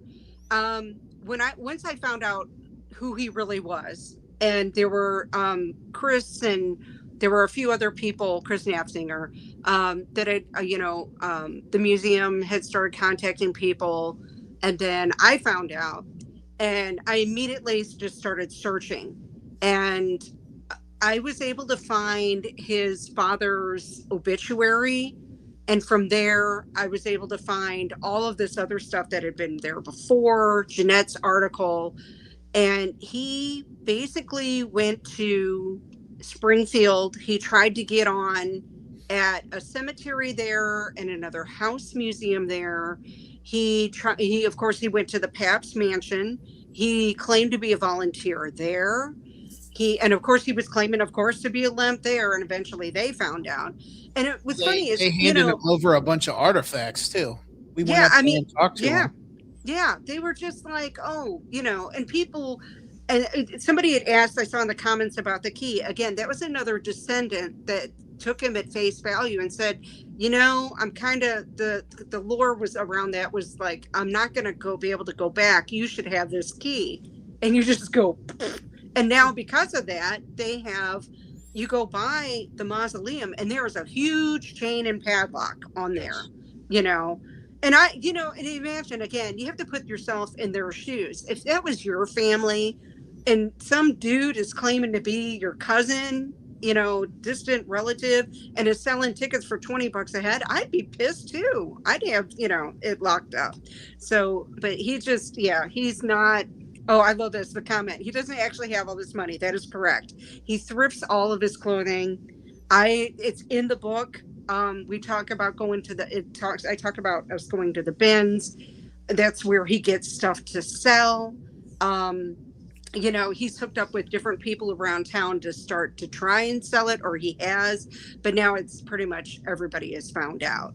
But yeah, so that in between time between like 2015 to 2023-ish, he was in those places. He went home for a while, and he supposedly had jobs with big pharmacies like Walgreens and CVS.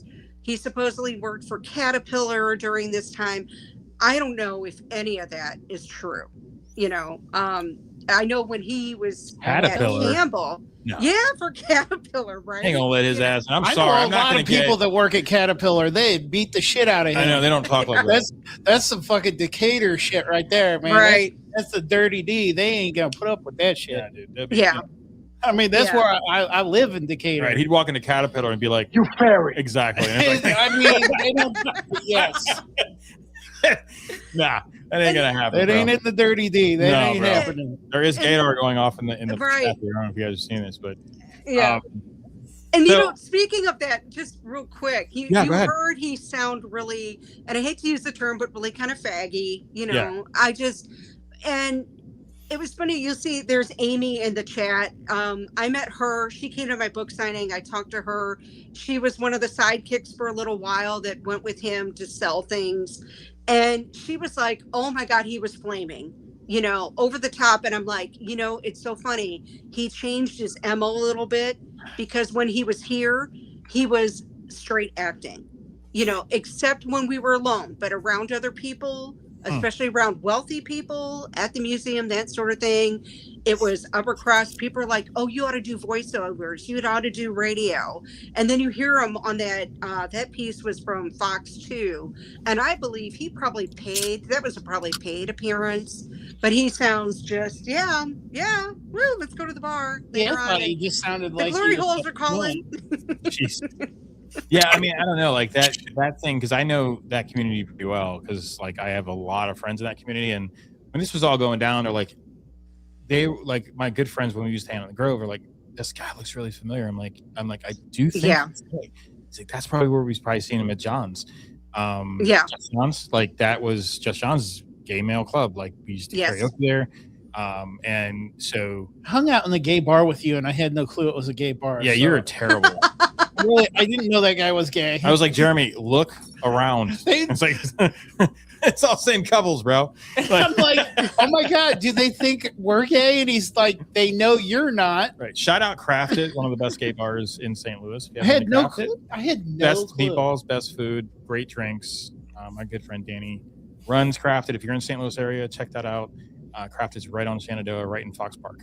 I used to walk there. Yeah, I still love. I actually had dinner with Addie not too long ago. Did you? Her sister. So yeah, I was like, hey, shout out to Crafted, man, the best gay bar in St. Louis. So in 2024, you guys are working at the Campbell House together?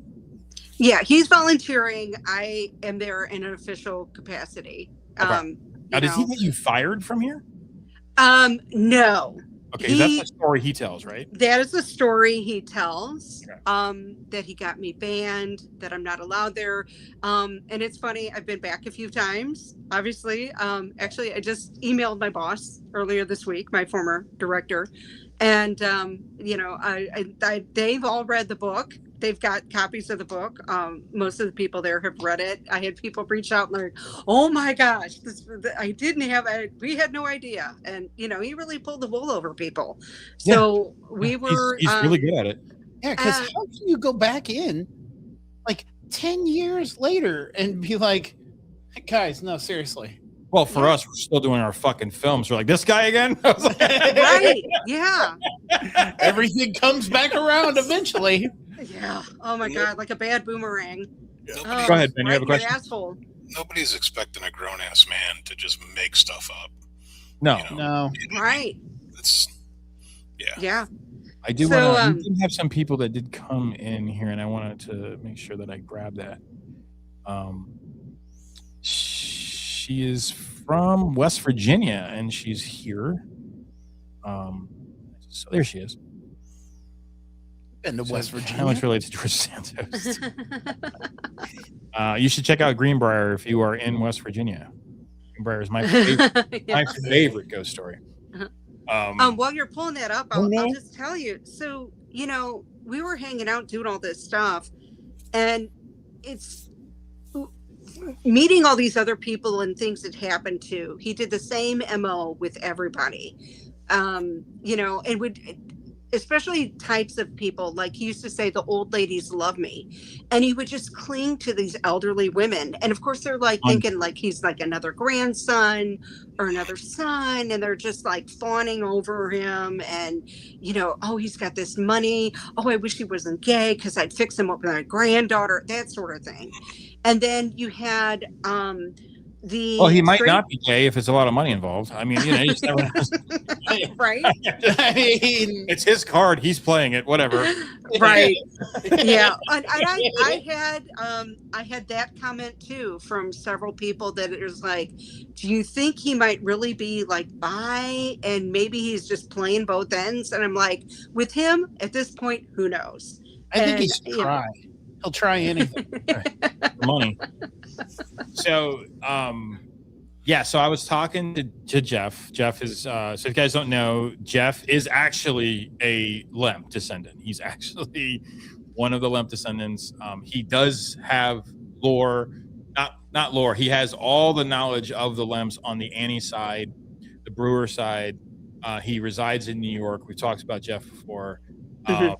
And he'll probably watch this tomorrow and he'll comment on in my inbox or whatever. And I saw him post your stuff and I'm like, all right, we got to do something for Jeff, man. Cause Jeff has been like adamant about this guy warning fucking people since 15. And, since 2015. Yeah. Yeah. And it's like, now he's back and he's like, I cannot believe St. Louis, but that's St. Louis though, dude.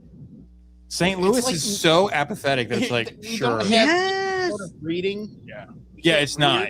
I was on the news recently, and I swear to God, I could not get the anchor to stop laughing. They haven't aired it yet, but he was dying, and so we had brought out ghost hunting equipment for the Emmaus Asylum, right? And he's like, "Did you hear about this lady, this St. Louis Lucifer?" And I'm like, "Yeah, I have. You guys should have her on." So I don't know if they're gonna give you a spot or whatever, but I'm like, the books. She sent it to me. It's really good. And so we got into our segment and everything like that. And he's like, all right, well, explain all this stuff to me. What does this stuff do? And I'm like, well, this is Spirit Talker, and it'll say things that ghosts want to talk to you, and it'll say things. He's like, what kind of stuff does it say? What kind of stuff does it say? I thought this was like Jiminy Glick. I'm like, all right, calm down, dude. Jiminy Glick. I forgot about that show. Like, so I'm like, well, it says like, you know, hello. It says, my name is Mary. It says, what high school did you go to? And he fucking lost it, dude. He fucking lost it, dude. I couldn't get him back. They had to cut. Like he was. That's both my of them ghost. were just dying. They were crying so hard.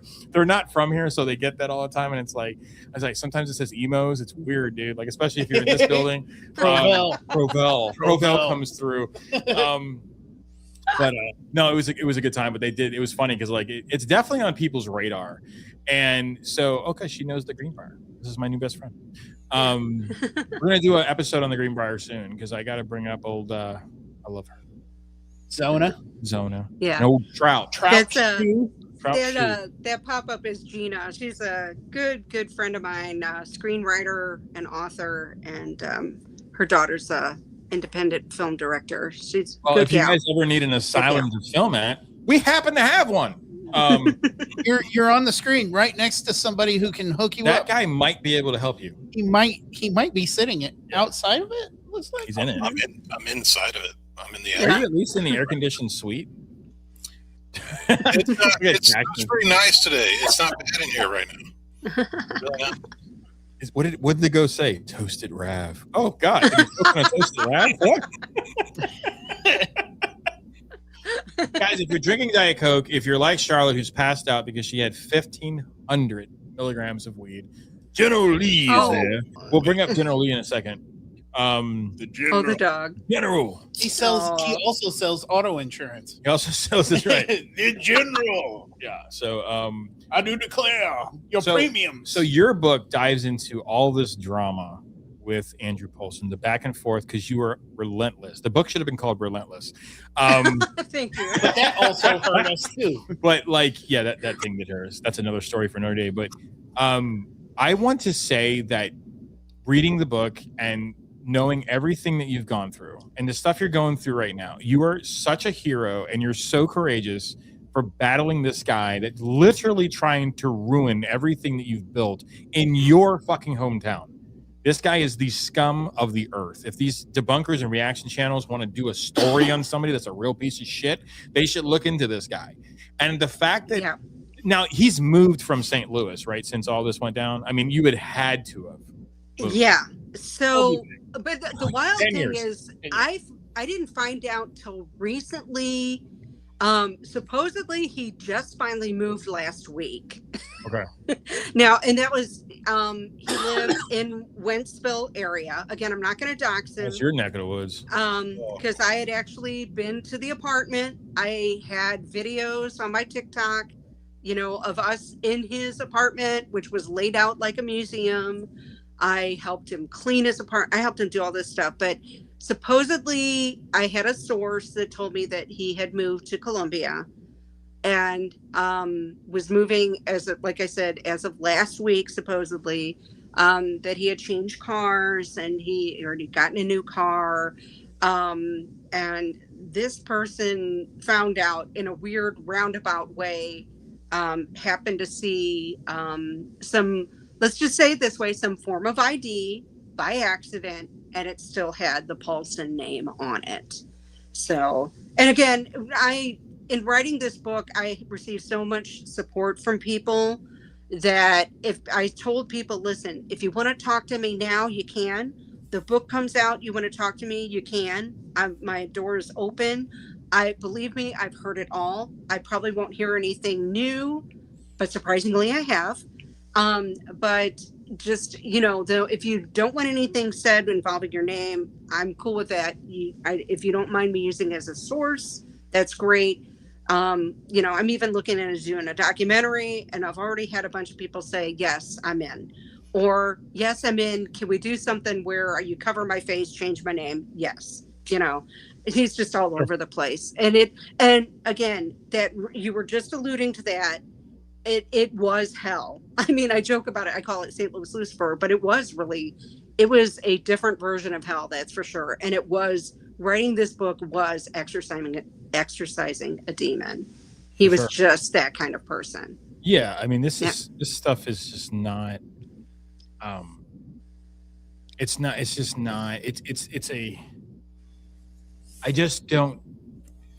sociopathic behavior. Like, you have to have no feelings because, like, this is so reminiscent of that psychopath that we had. Yes. Property, same kind of shit. Just made up stories. You had no reason not to believe it. You're a year in to, or close to a year in to getting to know the person, and things just start getting, wilder and wilder. And then when you finally suspect, it's like, oh my God, how did I even believe, get sucked into half of this garbage? Yeah. You were talking earlier, I had that Neil Patrick Harris scene from Harold and Kumar Christmas popping in my head. I love that you've watched that movie. Gay to, scam women, basically. Yeah. Harold and Kumar Christmas. That's the kind of stuff I watch. Yeah. Now I want White Castles. But yeah, I mean, it just, the things that he did. I mean, we're talking coercion tactics, saddling up to people, knowing. One of the creepiest things, and I go about it in the book, and I was not the only one. He did this to everybody. It was like the driving around, looking at houses and claiming that, oh, this is so-and-so and this is my so-and-so's house.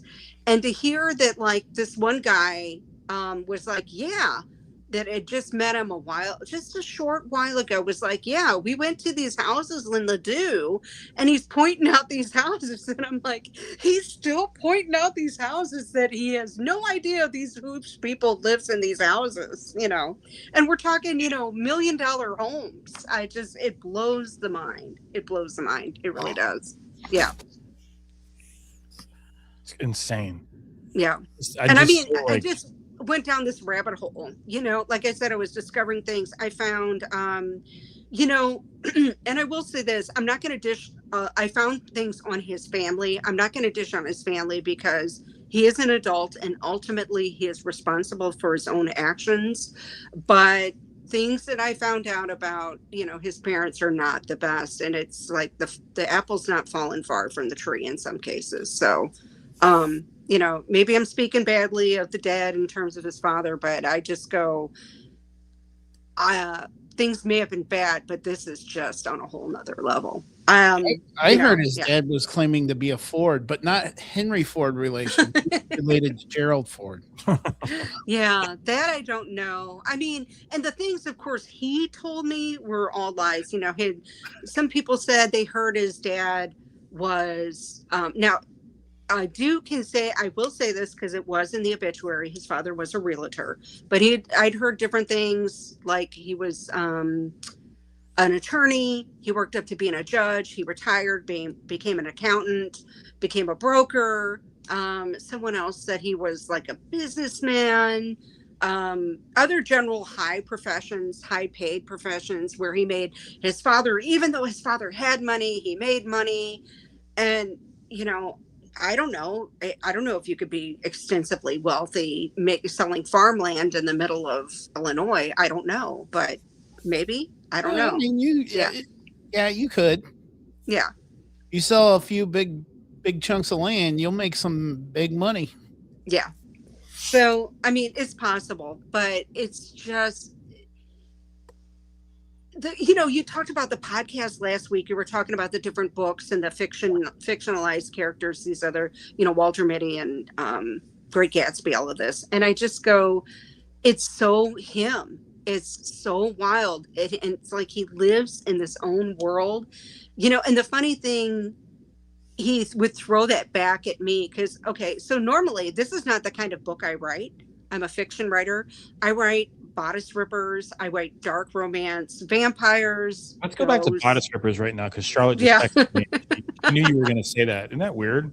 General Lee's like, tell me again about the bodice. Let me tell you about the red light district. Bodice rippers. I've never heard that statement before. What is a bodice ripper? I'm pretty sure it's historical romance. You at bedtime? Yes. You know, it's your course, it's your bodice, and you know, there's a lot of passion going on, and it just rips open, and you start bumping fuzz. You know, bumping fuzz, dude. Fuzz. That's a new fucking shirt, bro. I haven't heard that one in a while. Victoria, you're gonna be like a fifth chair. Yeah. Christina, our other chair. She's like, I had a production meeting tonight. I'm like, you should watch this fucking show. It's off the rails. Toot toot. But yeah, I normally write, you know, gothic, paranormal, romance, fantasy, sci fiction. I write steampunk. So, I mean, it takes my love of haunting, horror, St. Louis history in particular, Victorian history in particular, and I blend all that. So don't take myself too seriously. So, you know, when this happened, I'm like, oh, we're writing a book. You know, I told people I wasn't going to do it. And I tell people this too. I was going to walk away. At one point, I was just pissed. I was done. I had lost a job, a different job. And, you know, my car, it was one of the, like a country song. My car broke down, lost my job.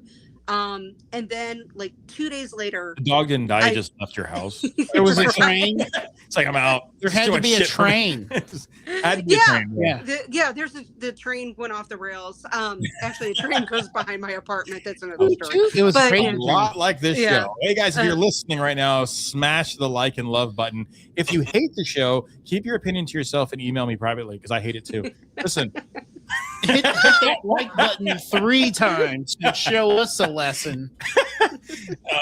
no, we're just having a ball here with Victoria. It's a Victorian ball. There you go.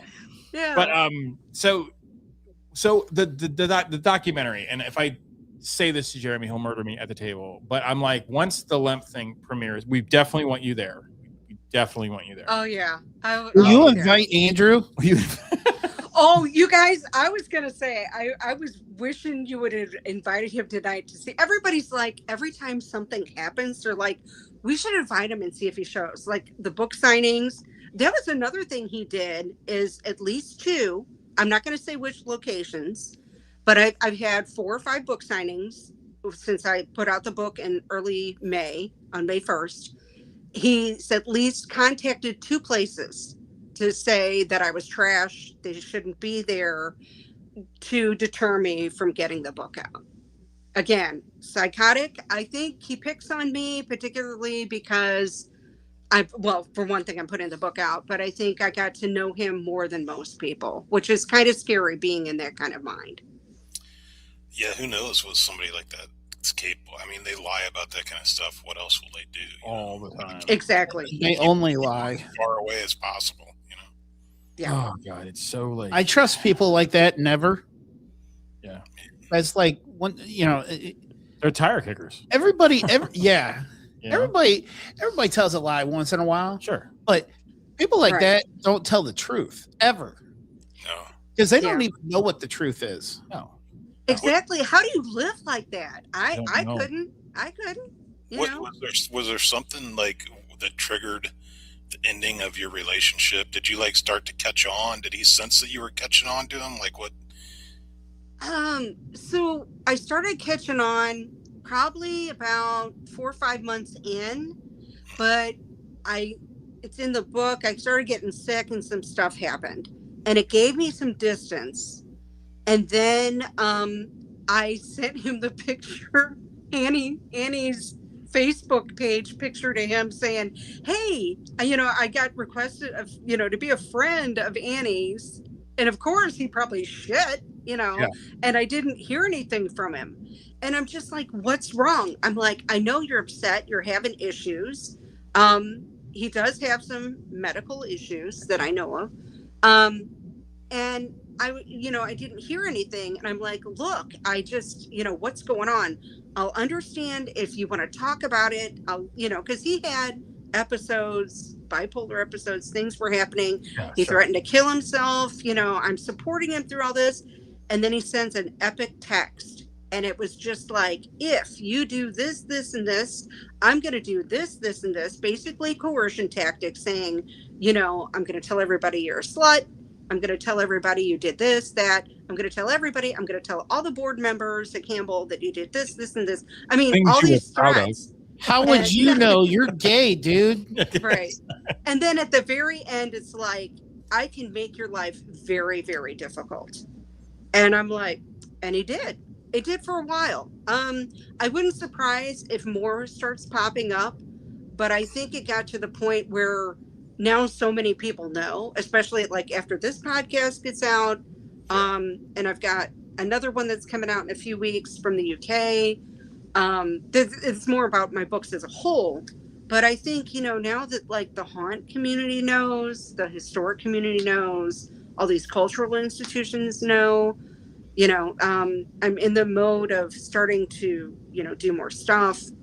And I'm sorry, this is a long-winded answer. No, keep going. But, Sure. that I think it's going to get out there. But that was when I found out is, I sent this picture and I'm like, something's not right. And I mean, I had a few of his things. I sent him back to it. I didn't even put a note or anything. It's just like, I got a really bad vibe. And then I didn't hear from him for a few months. We had the tornado, and one of the houses he claimed, and and this is really kind of sad. What was the actress's name? Jane Oker. She's buried at Bellefontaine. Her house that she lived in the Central West End was destroyed in the tornado. It had enough damage that it wasn't salvageable, and that was the last contact. It made the front page of the Post, which was kind of sad. But that was one of the houses we drove by, and he's like, yeah, Jane Oker was my such and such relative. And that was one of the last things I ever texted him. And then I had to send cease and desist, because then it was just like, no, we're not doing this. That's when, I consulted a lawyer. I'm just like, what do I do?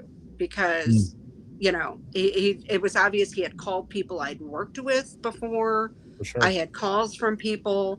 And even still, after the book came out, people were coming forward saying, oh, yeah, he talked trash about you. Oh, great. Oh, that's nice. Just different things were happening. And it all started coming together. And, having that relationship with the museum, and then I'd worked at Mobot. He had volunteered at Little Shop around the corner. I talked to so many people. I've got so much more material. I mean, it would fill another volume. And yeah, I've looked into writing a second book, and probably with, at this point, a serious investigator to really dig deep to find out what else is going on, because there's still so many lies, and I'm wondering what else is true, at this point. Yeah. And it's not over. I don't know, it's not over. Not, he's still out there. No, as long as he lives and breathes, he's going to have to he's a succubus. He's going to latch on to something else. These more are like a leech, and these are the things that, like, we talk about this a lot. Like, ghosts aren't the only things haunting you. The living haunt a lot. They use the ghost to create their stories, to create their spider webs, and they trap people in them. And like, you want to believe, and I talked about that a lot last week in our monologue. I didn't do a monologue this week, but last week's monologue talked about, like, we want the last chapter. We want it to not be over, right? We want to have that conversation with a limp, right? And me and Jeremy have been very fortunate to talk to 5 different limps, and they've all said the same thing. And it's like, I would love to go and see, because a lot of them that's what people don't understand. Like, even the news, I think Angelina said it too, from Bad to the Bone Paranormal. It's like, man, these reporters didn't do any fucking work, dude. Right. It could have been a paid segment. I think you're right about that, because as my ex-business partner found out the hard way, when you have a PR agent, it's easier to get on the news than try to do it yourself. It's about $2,500 if you want 3 minutes on the news. Yeah. This is her book, guys. In the show notes, you will have a link to it. And this, you can be able to buy this. Is this at the Lemp Mansion too? Can you buy this at Lemp Mansion? It is not at Lemp Mansion currently, no. Okay. But yeah. I can talk to him. She knows Patty. She knows Paul. I need to give them a call, because they were very generous that they allowed me to do a book signing there. And it just, right when that happened, there was a lot of other stuff going on with me personally, and I kind of had to step back a little bit. And there was also really things that gave me a little, PTSD, honestly. Of course. Because I kept finding stuff out, and just like, I'd literally get a call from somebody like, hey, I just found this.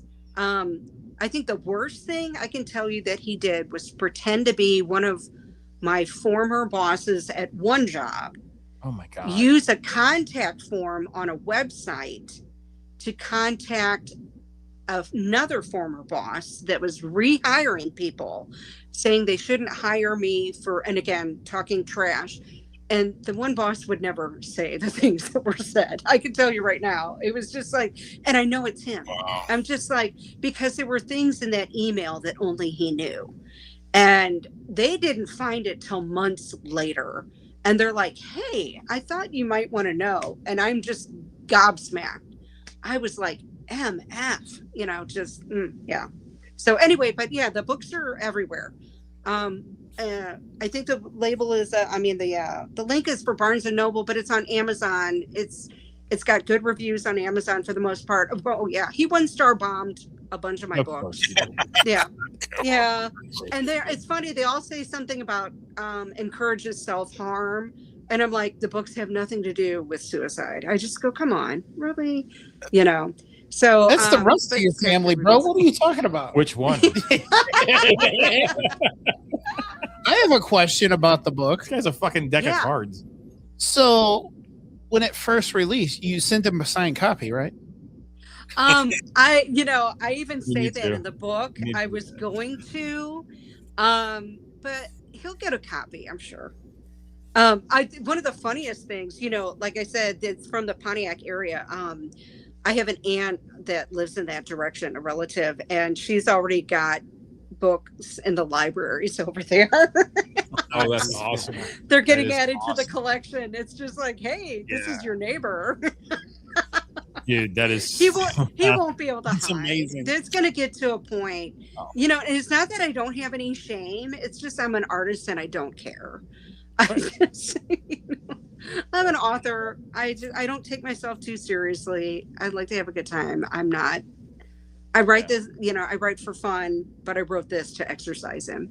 So yeah, it worked. Yeah, I mean, I remember talking to, I don't know if you've ever met Jim and Deb Matouche, but they are dear friends of mine, and they are such good people, like just salt of the earth. He's a Texas A&M guy. She's a Missouri girl, not from Missouri. I don't think that she's from, country. And the Matouche family is one of the most learned families. They bought the Lemp estate because Jim was a big hang glider. Yeah. And he wanted the bluff so he could hang glide. Oh, And he that's didn't cool. know- he didn't know what he bought, but he buys this house from one of the best storytellers. I'm forgetting his name right now. It's the caretaker. Emenegger. Yes. Emenegger. Yeah. So he buys it from Russ Emenegger, who, man, now I'm setting up time with Deb. We've been going back and forth on text. But this is the type of people the Matouche family is. We were going through COVID. Jeremy got one shot, and I literally thought I was going to lose my best friend. It was really bad. I have never seen him. I got the Delta. Yeah, he got Delta. Oh. And the first person I called was Deb and Jim Matouche, and I said, do you have anything? She goes, come over here right now. I got ivermectin. Tell him that she had all of it written down, like without hesitation. And I had planned to go, and then Jeremy called me, I think, the next day, and it had cleared up. Like, it was 2 days of hell. I was 5 days. 5 days, but 5 days I did not get out of bed. Yeah. And then the next 5 days, I went up to I have a video game room in my attic where I normally podcast from, and I beat Legend of Zelda: The Wind Waker.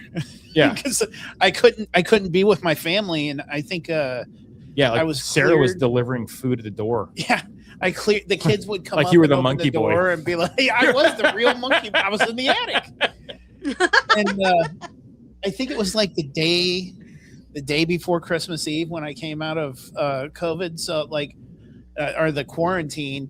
And so I had to do all this Christmas shopping, and I still didn't feel great. So it was, but I beat Wind Waker in 5 days. I know. I mean, that's an achievement. Yeah. Because you had no win. Yeah, it's funny you say that because, I write about, I was very, very sick with COVID that winter of 24, 25. And, it gave me some distance. I mean, he did help. I mean, well, the thing was, I told him, you got to stop calling me. I had no voice. That was the worst part. It took me, my voice was gone off and on for like 4 months. And it took me like another month to get it back entirely. And, I've done voiceovers. I used to work for iHeart. Not as a DJ, but I've worked in the background. And I'm working on my own audiobooks right now, that sort of thing. And so, I mean, he's calling and stuff. And, I get finally to a point where I'm kind of better. And we would go looking at houses and stuff. And we go out to I said, well, you want to just drive through Jefferson Barracks? I'll show you where my grandfather's, stone is at. And we run out there, and it's bitterly, bitterly cold. And he goes, well, maybe we should go and, go up to Bellefontaine. And I'm like, yeah.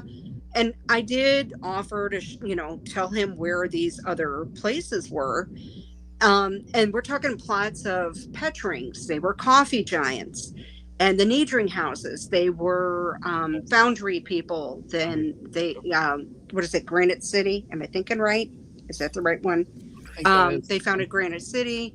You know, and he's claiming to be part of these people. We're driving around finding their things, but he really wanted to find pet ring.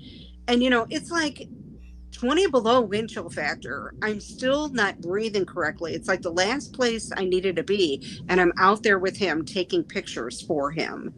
And he's like, yeah, would you get me prints of these? And oh, yeah. I mean, just another level of what he was like. Yeah. Oh, sorry, you saying COVID. Yeah. No, but he was trying to claim that family, it sounded like. Oh, yeah. Pet rings, Niedring House. Granite City Steel. Yeah. Harstick, the Harstick family, they have another mausoleum up there. I mean, he was just grabbing onto everybody. I hadn't heard Wrigley until you brought that up. Yeah. I had heard Pullman. DuPont was for a while. Woolworth was for a while. Like it was Woolworth. I was like, this guy is fucking, he's a piece of work. Dude, that store went out of business in the 80s. Yeah. Yeah. And I mean, I still am getting... went there all the time, though, as a teenager. Yeah. I used to see the one downtown here in St. Louis. Oh, gosh, this was like the 80s. Gosh, I think I was doing my internship, and they had just closed. Or they became a Walgreens. It was what it was. But, yeah, just the number of families is just crazy. And he was like, oh, and so married so-and-so, and they're all connected. And, you know, there's a lot of historians at the museum. And some of these people are like, no, that's not true. And yeah, so things started not making sense and phone calls were made. And, you know, he kind of bowed out and said he was going to work for Tiffany's. Well, that was a lie. I know literally 5 or 6 people that called or went into Tiffany's to find out if he was really there. One person I know was like, I know somebody that works at the flagship store in New York. Let me call them. I was like, okay. I was on the phone with them and they're like, there is no person by that name in our whole database worldwide. I'm like, okay. Tell me if this happened. So this Yahoo had like, I had a work phone and I set up a Facebook account on it so I could look at Marketplace. And I look up his name on Facebook. And he's got 3 or 4 different profiles, and all those other profiles have blocked my personal Facebook account, so that I can only see the one profile that he wants me to see. You know. Mm-hmm. Did you run into that? Sounds right. Oh yeah. The other thing he did was, so he always has a sidekick. You know, I technically was one for a while. Of course, you saw Cheryl in the video, the one gal that was helping him sell. I just talked to another gentleman that was helping him sell the first time around things on eBay. And, you know, what the things he had, this other sidekick, I refer to her as Abby in the book. He had her stalking my social media accounts. And eventually I blocked him because I'm just like, I'm done. I could see, you know, that they were personally liking all these things. And it was like, I'd block them on one form of social media and they'd go to another. One of the things I noticed was, that was really odd was like, I'm really on Substack, but I'm using it more for writing. And I had shared pictures of a trip to New Orleans. And sure enough, like 2 months later, all of a sudden I saw this person, you know, Abby was liking all my New Orleans stuff. And I'm like, oh, okay, we're still playing that game. It's months later and you're still following me, you know? And I was like, I had nothing to do with his you know, the first exposure, everybody finding out. I had absolutely nothing to do with it. Everybody That's else terrible stalking though. It is. But I think a lot of that comes from, like, there is a part, I'm not gonna lie, there's a part of me that if I was to pick up this film, I would want Andrew in it. I don't think the film is good without him. I think that there needs to be a sense. I think the film would be it would be good, but to be strong, you need him. You need that character because he's dark, and I think he's narcissistic enough to do it. I'm surprised he's not related to Thomas Wright.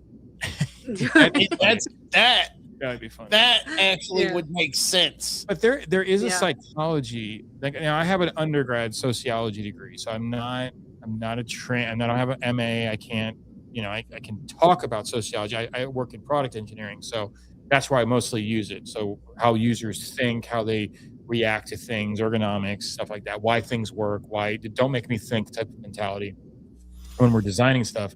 But from a sociology standpoint, like, I look at this person and I'm like what makes a person like do that? Like, I've lied before, right? And I knew why I lied, right? Because for me, it was based on my home life, my family. So I invented stories because I didn't want to explain to anyone how terrible like living in my household was.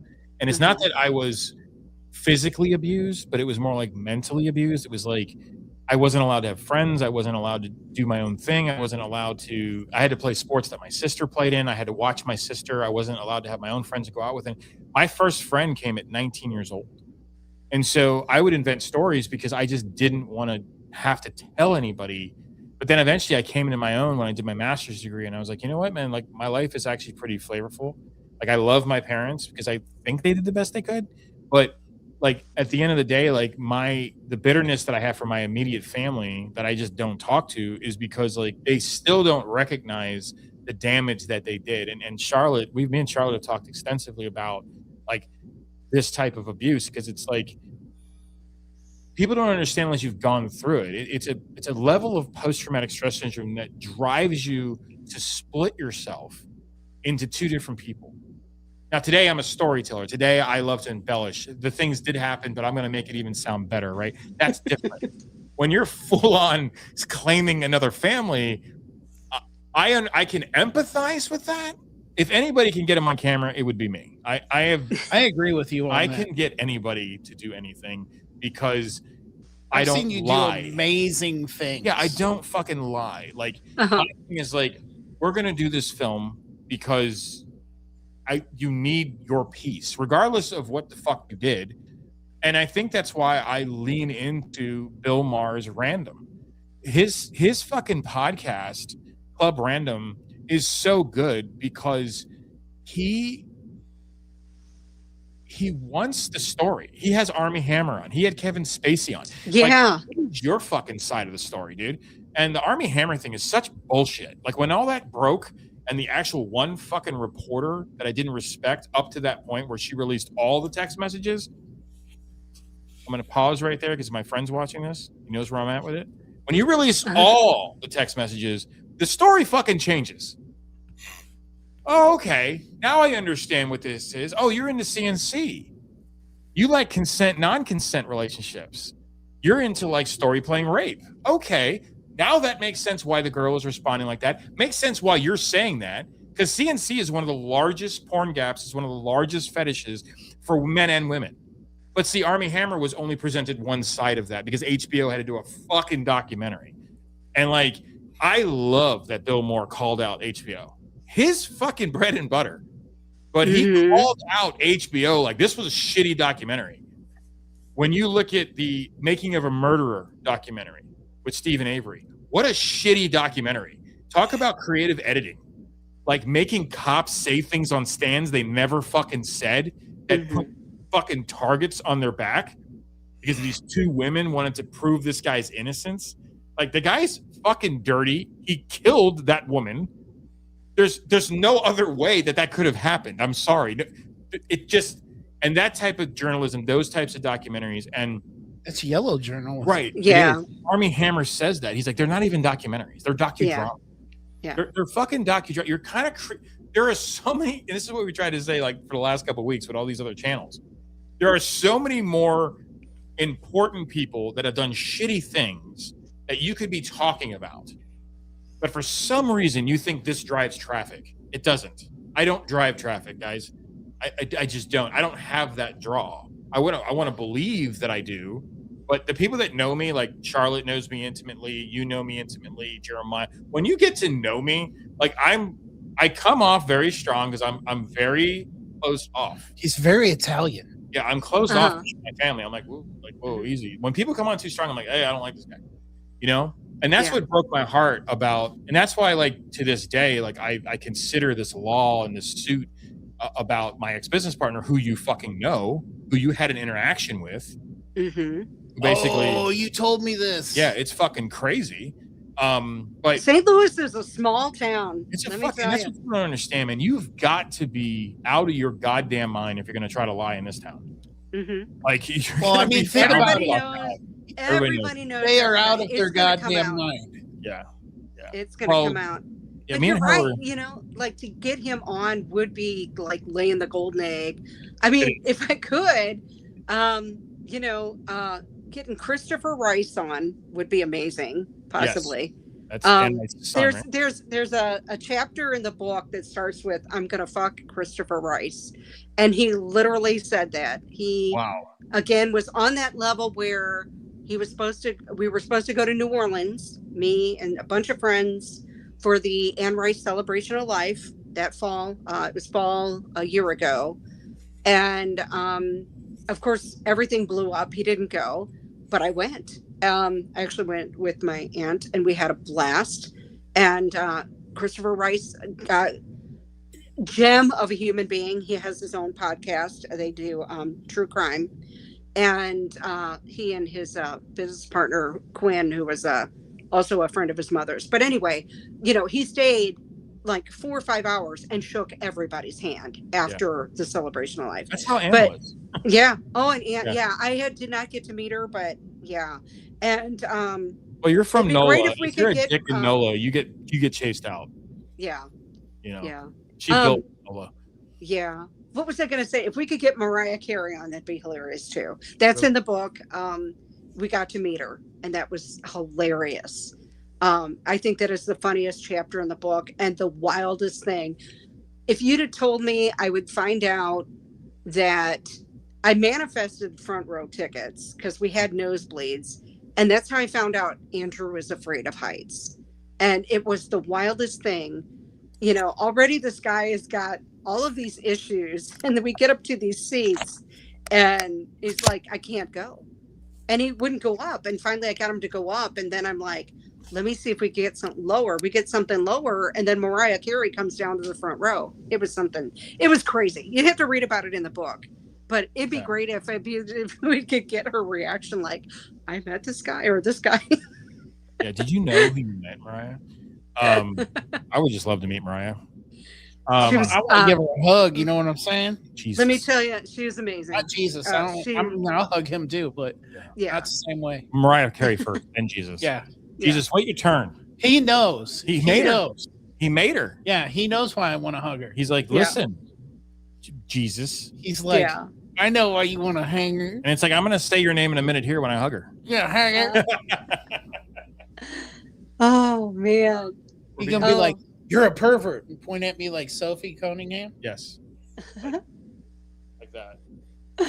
I'm seeing, I've got friends that are wanting to go undercover. This could be interesting. Yeah. Undercover in the comments. Yeah, she's like, I'm feeling safer in WV. Yeah, I mean, the problem, it's not a problem with St. Louis. St. Louis is a small, big town, and you have to be careful.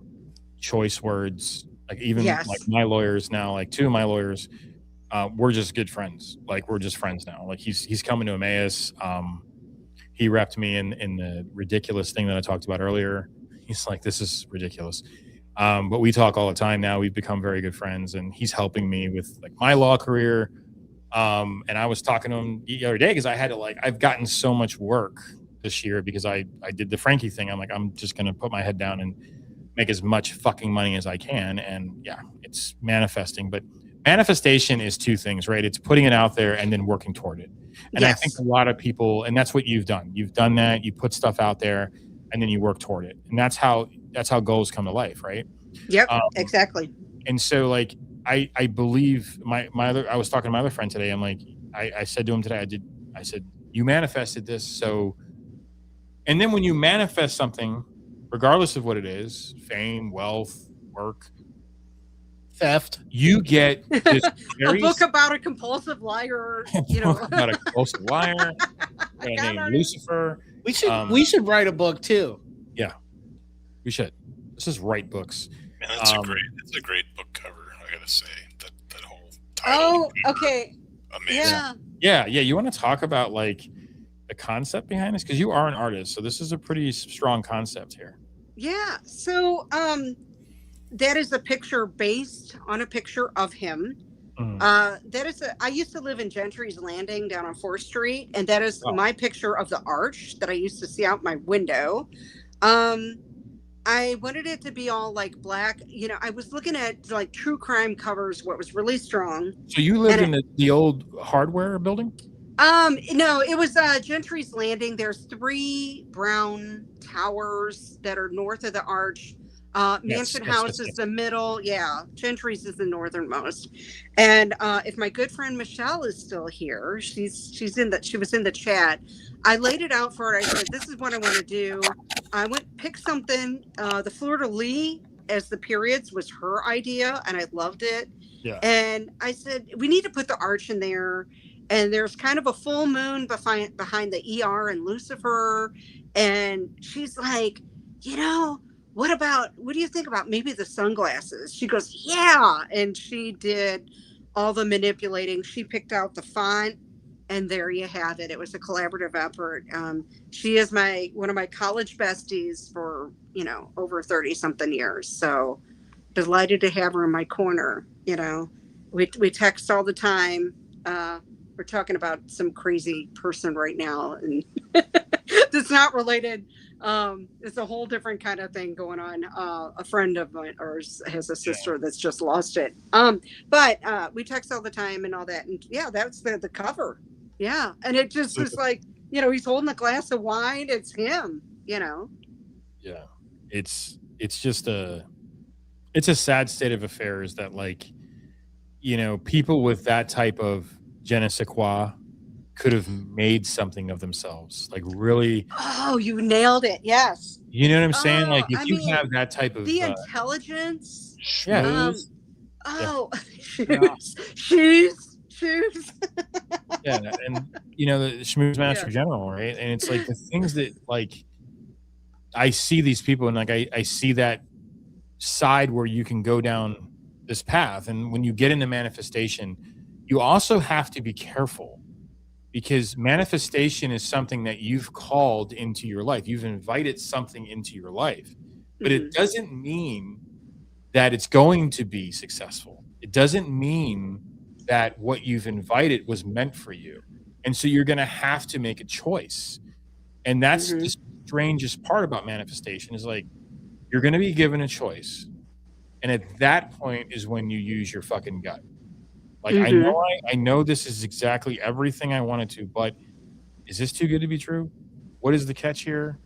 Slow down. Wait a minute. Back it up. You know? Hold up. Wait a minute. Something ain't right. And speaking of that, I manifested him. I was at a point in my life, I was ready to meet somebody. And, you know, you tell the universe what you want. I want a tall, dark, and handsome man. I want a guy that's a little bit younger. I'm kind of a cougar. This is what I want. You know, he waltzed into my life, and I'm like, damn, I didn't specify straight. That's right. You fucking genie. The genie was out of the bottle on that one. Yeah, I was like, damn. Damn, genie. You know, I can't take half a wish back, you know, so that kind of thing. Or can you take that portion out? No. You know, and I mean, and everybody has said this. It's so funny you brought that up, that all the ex-boyfriends, Michelle, all these people had said, still hanging on. You know, they're like, you know, he would have been a great friend. He didn't have to have money. Yeah. He was intelligent. He was fun. You know, he loved history. We loved a lot of stuff. He didn't have to brag about the money. You know, he is just neat to be around. He didn't need all this superfluous stuff, you know, and it was just sad. It's sad. It's exactly what you said. It is sad. Yeah. And I think that for me, like when I build films, I mean, it takes me forever we're going to go a little longer tonight if you guys want to hang out, because I know there's some other stuff that, we still have to do. Frankie Found the News, which is our new bedtime stories. How long is it? It's not long. Okay. You have an Oh, update. it's like I you did guys reach say- out. yeah. Did reach out to Amy's Crypt, and they are from England. They are from the UK, and she's going to get back to me. But we might have her and Dano on, and we're going to talk about that house from that long ass thing because she's there now. She's the proprietor, and I said I really need you on the podcast. I want to know, like, after reading all that, like, I need to know. Because So that ended up being like 40 minutes. it was. I was high. I was high as Charlotte is. So we're going to get into something real quick here. Are you going to hang out, Victoria, for our Frankie Finds Something? I'll tell you what. Will you take me off? But I'm gonna listen. I said, I got a script deadline I got to meet, and Okay. But let me say this: thank you so very, very much, and shout out to of course, Jeanette and Chris, who got me. Yeah, so much support. The people at Campbell gave me so much support.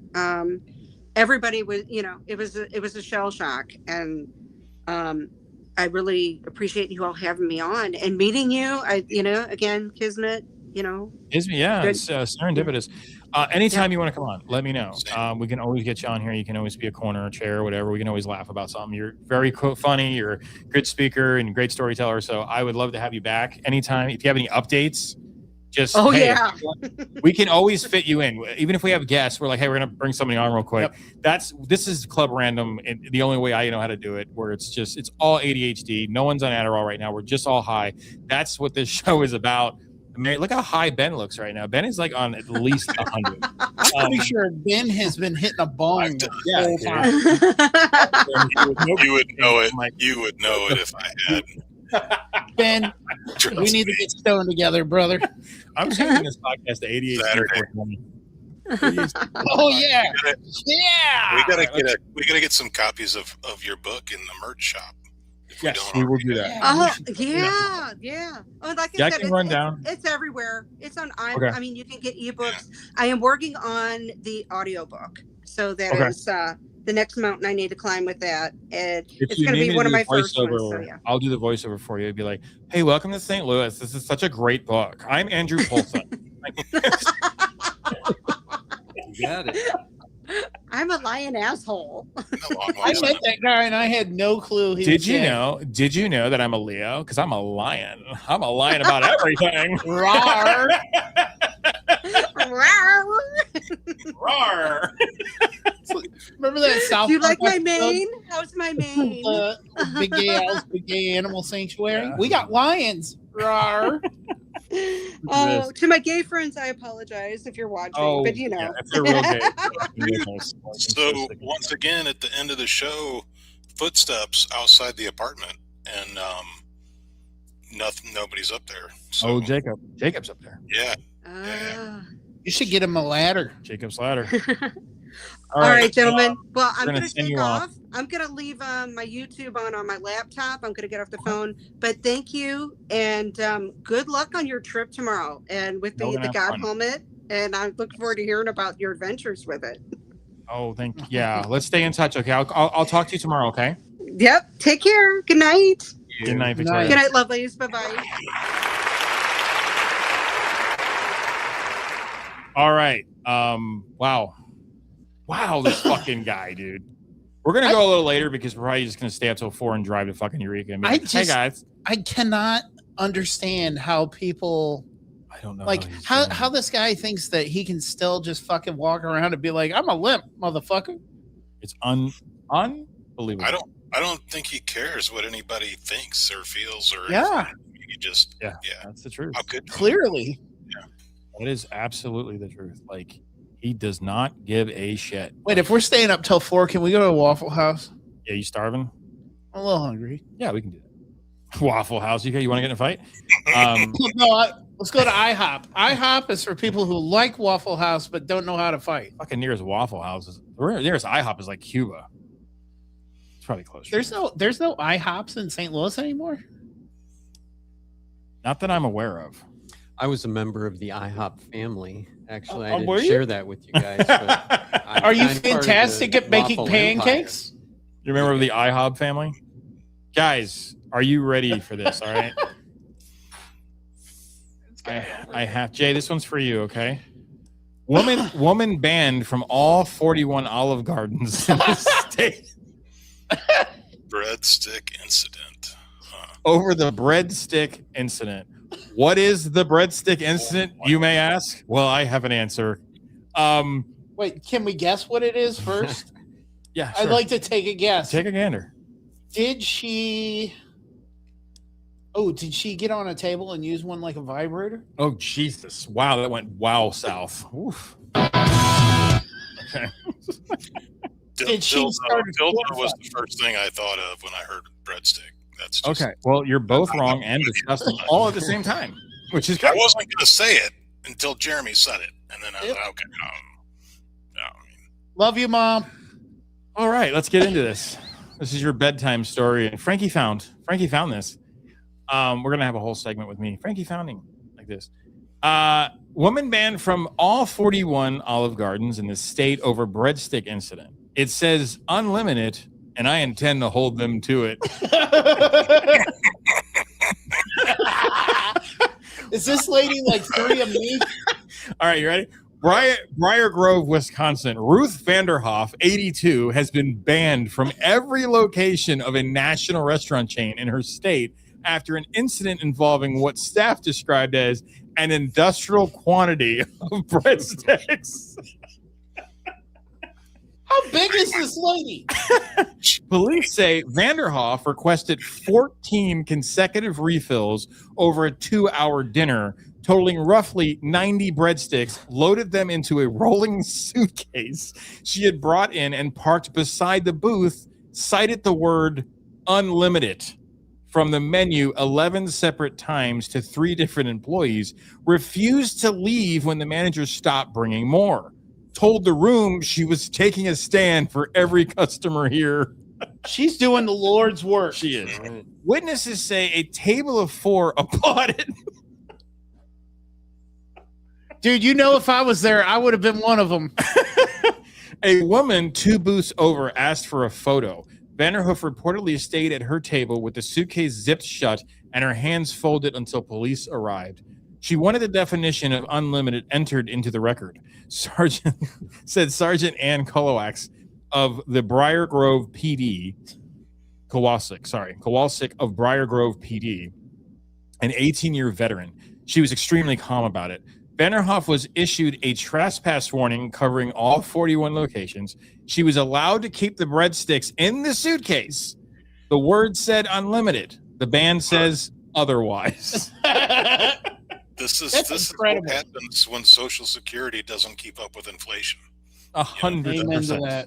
100%. But I would totally breadsticks said unlimited. Dementia is funny. Yeah. I mean, it is. It said unlimited, though. I'm with her. I mean, Jesus. It didn't say you have to eat them all. Okay, we have an update, guys. We have an update on our app, which we're going to share right now. Yes, it is in review for Apple. This is V12. So we've changed some stuff. I wanted to show you some new things. I had to go back in. We went through every location in the United States. I'm just doing United States right now. We will expand later. But I wanted to show you a couple new features that we do have. We have a nice little fun floating ghost now, which is your menu button, your option. If you go right into your targeted area, which is where I am, it just says San Francisco because I'm using an emulator, which is hilarious. Instead, I will go to my checked in list here. So we have some wonderful stuff going on. Eloise Asylum. We've added a lot of asylums. We've also done some pretty cool things with Emmaus. Emmaus is now a approved location by the Haunted Garage. So if you have the Haunted Garage approved location, that means my team has actually been out there, explored, and haunted it with the ghost inside. And so if you do that, you can check in, you can share, you can do all the things wonderful inside here. When you check in and share, it goes right to your social media. And so everybody knows you're using Paranormal Pit Stops and where you are. Now, don't try to cheat the system, guys, because we have this new thing called, and this is an upgrade, this is the in-app purchases. If you want to be part of the social network that we are building, a paranormal social network, where I have a team of 7 guys right now that are doing QA on this. We are wanting this to be the next big thing. It's going to be $3.99 for these features. You will always get the map for free. You will always be able to get push notifications for free, no matter where you are, if you have service or not. The way I built this app is we've literally hand coded every destination so it caches to your phone. So you might not be able to get the directions there, but you could pretty much figure it out because your map is going to cache with the location. And we've done this offline. We've already tested this. It's pretty cool. So you'll always be able to have those types of things. And you can check off what you want to see and what you want. If you just want haunted theaters, if you just want haunted cemeteries, dead people parks, all the things that you want, farmhouses, houses, bridge, all the things that we come to love about the paranormal. You should put dead people parks in the app. Totally. That's what we should call them. Yes, Sarah, that's for you. This is called our check-in lobby. And this is where you get that really fun experience of checking in, and then you get badges, right? Ghost Hunter Earn, Paranormal Pro, 13 of 25 locations, 13 of 50 locations, Legend. You get all these different things. And as you fill these up, we add more badges. They're unlimited. You can never stop doing the ghost things. You're going to be able to put your team in here. You're going to be able to do the things with your team. And if your team is running events, if you have the $3.99 version, you can actually put your event on there. People can follow you, find your events, and then essentially they can buy tickets right through our app. It'll just take you, just like we do with the websites, it'll take you right to the website. So these are the things that we are doing over here. This money proceeds, not all proceeds, because we got to pay for servers and we got to pay for a lot of stuff. But we are going to go for an arch grant in the city of St. Louis with our app, because the paranormal industry is $1 billion industry. And I really believe if we get behind an app like this that is actually promising to do and shed light on these things, that we can raise a lot of money for properties like Emmaus and other properties that are in peril with an app. So a lot of the money that we're going to be doing for Paranormal Pit Stops is exactly that. So those are the fun things that we are doing with our application. There is one famous thing. If you know me, you know I love dogs. And so I don't know if Charlotte's still here, but if she is, we have added a special marker for her dog. The General. The General Lee. It's number one because he's the General Lee. General Lee is now in the app, and General Lee will actually be your AI. You can call upon General Lee if you're lost, if you need services, if you need anything, and the General will reply. Now, he won't always give you what you ask for because it's AI and I'm controlling him, and it's going to be really funny. Are you lost again? Must be Union. I'll show you the way to old Johnny Rotten. Oh, shit. I forgot about that. We're going to make General Lee a big part of this app because he's our spiritual guide for any Confederate. So if you're in the South, all Confederate soldiers that haunt places, the General Lee is going to help you. We're also going to do some money is going to go toward dog rescues and stuff like that. So we're using people's pets that we actually know, and they will guide in certain We're going to raise stuff for dogs and actually give the money to the people who do the dogs? Weird concept. It's crazy. So strange. It's so weird. I know. It's so weird. It's so strange. I'd like to thank somebody who retired last month for their help, too. Exactly. Thank you. You can make it a favorite. You can make it a bucket list. You can do all these wonderful things, guys. And we really hope that people get behind this. Talked to my friend today. We had a long conversation. He's got something called Something iOS, and we're going to talk about that. We're going to have links, and we're going to start sharing this out as soon as it gets approved. When you get it approved right now, the app's going to be free. It's in-app purchases, so you don't have to worry about putting your credit card down. You'll be able to get this, have the maps, have fun with it. If you don't have the money to spend, that's fine. We have to, right now we're aligning with our banks and basically our trademark, how the money works, how it breaks, how it goes to certain things. Of course, because we are the directors of Emmaus and the historians, a lot of that first money is going to our place in peril. And once we get them into good position, if this does hit, then we'll move on to the next location. And we're probably going to build up Missouri. It's where we are. And a lot of these places need that help. And so if we can do that through an application where you guys benefit from, it's a win-win. It's only $4 a month. It's, it's a cup of coffee, guys. It's a cup of coffee a month. And what it does is it supports those things. And like everything that we've always done, and Ben can tell you, and Jeremiah can tell you, these guys have access to the actual Wix account where all the money comes in. They see every fucking thing. There is no slide gas thing. I mean, I think you got paid today, actually, from this weekend's. Kathleen's going to be there on Saturday, Ben. So she already paid that out. So that notification came in. So yeah, this is Paranormal Pit Stops. The garage is adding to different labels. You will be able to search garage locations if you trust stuff. You trust these guys' judgments in this room about haunted locations. Maybe those are your bucket list stuff. But yeah, we really want to build something social and fun that people, the old Foursquare, but for paranormal people. And we hope that it brings unity. We hope that it brings people together. Like, hey, I saw you investigated here. You guys will be able to chat.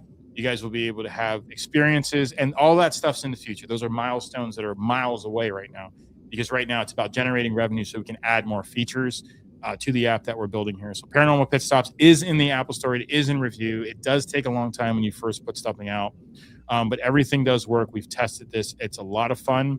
Pretty simple app. You have your Find Me. My search is going to take me to San Francisco right now because I'm using Apple Maps and I'm in an emulator. You can turn everything off if you want. Why you would do that, I don't know. And then lastly, one of the fun things about this, guys, is your notifications. What is a notification, Frankie? Well, if you're driving within 20 miles, you're going to get a push notification. So anything within 20 miles as you're on a road trip is going to push you like, hey, you're 5 minutes from this haunted location. You're 10 miles from this location. You're 6 miles from this location. So it's letting you know, like, as you're driving, and if it's a boring road trip, like, hey guys, you want to see It's like our man trips. Yeah, hey, exactly. What's haunted around here? And you got to go on your phone. You're like, fuck, man, I don't have internet right now. I'm driving. This will cache it. You'll know exactly where it is. You might be in Buckatuna, and you might be in Buckatuna and not know. Remember when we found the was it the old fort? Yeah, and it was in the middle of a street. The old fort is not there. There's in no Mississippi. fort. You keep chasing these signs, and it's like, Jeremy, there is no fort. So a lot of fun. I guess I can give up Ghost Energy Drink for this. Why? Ghost Energy Drink would be an amazing sponsor. But yeah, so you're saying you can give up one Ghost Energy? Yeah, it's $3.99. It's all it is a month. That's it. A whole year. You pay out the whole year. Dude, you could not get a Starbucks and pay for 2 months. Dude, I went to Jersey Mike's today, and I got a sub and a soda, and it was $18. Oh. Yeah. I heard that's the #1 rated fast food restaurant. I've never even been to one. I like Potbellies. My boy, he is famous. All right. So with that, I don't really have anything else. We've done our business. I've answered the emails once they came in. There wasn't 64. There was about 15. Like, hey, Frankie, what do you think about this? Watch the show. Sent it to Jeremy. I think Jason did a good job on it. Yeah. Honestly, he was. I've always liked him. Right. I've always thought, like, I've watched the show since basically episode 2 of season 1. Yeah. And I've always thought he was a little bit of a jerk. Yeah. I think that's just the way it comes off. It might just be Rhode Island. Well, I think, Grant was always like the nice one, and Hawes was always kind of like the dick. Okay. You always got to have that. Yeah, I see that. And, but I've always liked him. Should just be a boss and keep people in line. And I mean, that whole situation with Brian. Sure. Yeah. So, like, that's why I like the first couple of seasons of that, is because it was like Brian made some money on that shirt. Oh my dude. I met him right after that all happened. Oh, you did? Yeah, I met him. It was at Keith Age's he used to do a Paracon in Louisville, and I met him and Donna there, and then we went to go to check out Waverly, and that Keith Age and Tina Matthews, shocking because she's so nice, had a falling out, and she shut the entire facility down for the weekend that all these ghost hunters were there. Oh boy. Wow. Not kind people, Jeremy. I'm gonna stand on this too, and I'm gonna say Keith Age wasn't that nice either. Well, he's nicer these days, I hear. I think he had like a near-death experience, like a heart attack or a stroke. I don't fucking do it. And well, you were there with him. He walked in like he owned the place. He literally. Yep. I'm standing there with my hand on a camera, working with Phil Booth, and Keith comes over. He's like, "So when Phil's not here, you're holding the camera?" And I was like, "Gee, dude, is that why my hand's on it?" Cha. Wow, crazy. Yeah, it was super cool. Yeah, the last time I met him, he was a lot nicer. Yeah, we're getting pretty good at AI, and so I'm gonna leave you with the outro tonight, which is like, this is not me, but whatever, it tried.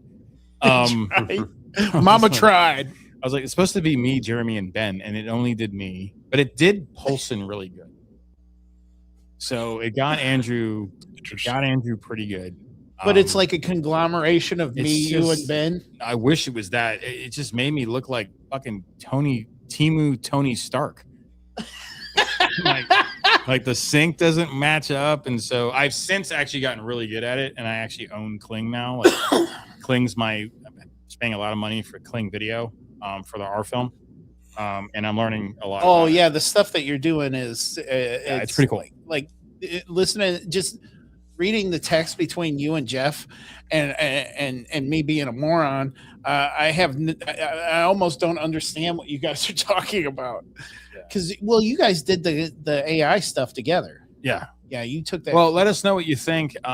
It's the outro from all of us here at Emmaus Live. Thank you so much for supporting us. Thank you so much for coming out to the properties. Thank you so much for giving to the GoFundMe. Thank you so much for hanging out with us. Being on the right side of truth is huge for us too. Like, so we've gotten so many interesting people just messaging us and apologizing. I'm like, yeah, dude, we were wrong, man. You were right. Sorry. So we appreciate you guys. Like, I'm never above an apology. I'm never above any of that stuff, man. People sometimes need to work out shit. We've added some great team members because of that.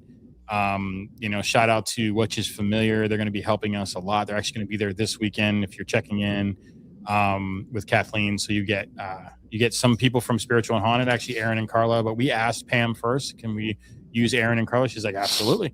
So we're really big about that, really transparent about that. So we appreciate everything you guys are doing for us at this property. Like, we just want to see this succeed, and we really, really need to start working on the college building roof. That is the target. Like, if we have to tarp it, we tarp it. We might not be able to get the kind of money, but we need to tarp that building. And so hopefully we have I'm talking to Google next week. I've got a very, very old, good friend that works at Google now, our good friend Lily.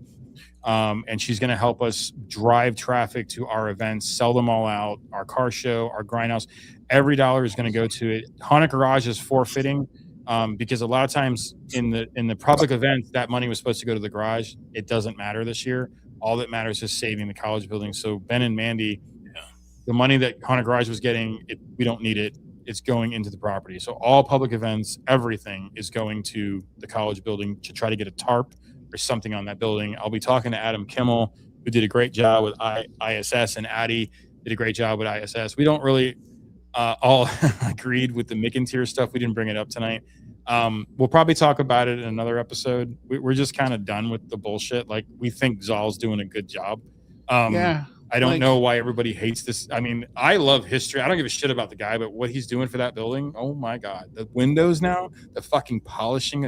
That place looks gorgeous. Like, and I'm not saying that Steph didn't do that. I'm just saying, like, dude, like, you need people with money to have these fucking places. So, like, the thing is, like, she sold it because you guys weren't booking there. If she was making money, she would have had the money. Hand over fist. If he were doing he's doing all these day tours, the music, having local farmers out there, like, he has a business plan and it's working. It is fucking working, man. Like, no slide on Stephanie. Yeah, I don't have a problem with either side. I'm just saying, like, you guys got to back away a little bit and just look at what, like I said last week, if the end result is good, what does it matter?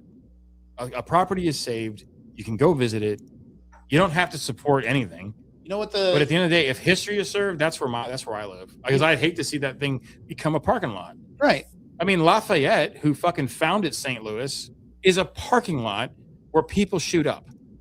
That's our founding father. It's actually on my forearm, 1764. And his house is nowhere to be found. It's a parking lot under a fucking bypass that nobody uses.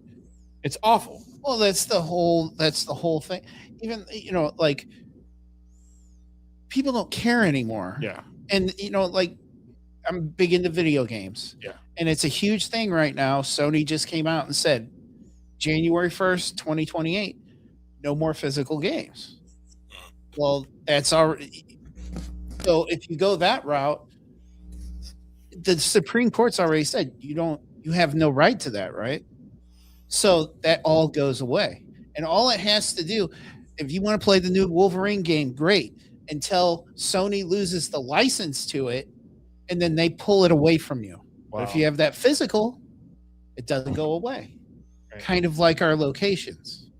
If we keep a hold of these locations and we protect them, they don't go away, and we all have them then. Yeah, and we're constantly doing things here on the engineering standpoint. Like I said, like I told you in the beginning of the show, we will always weigh in on stuff if you wanted us to weigh in on it. But we're not going to bash Stephanie for selling it. We're not going to bash Lance Zoll because we don't know him. We're not going to bash Jason Hawes because he did a fucking podcast on the Warrens. I mean, it's ridiculous. He actually knew him. Yeah, the outrage in this community is so fucking weird to me.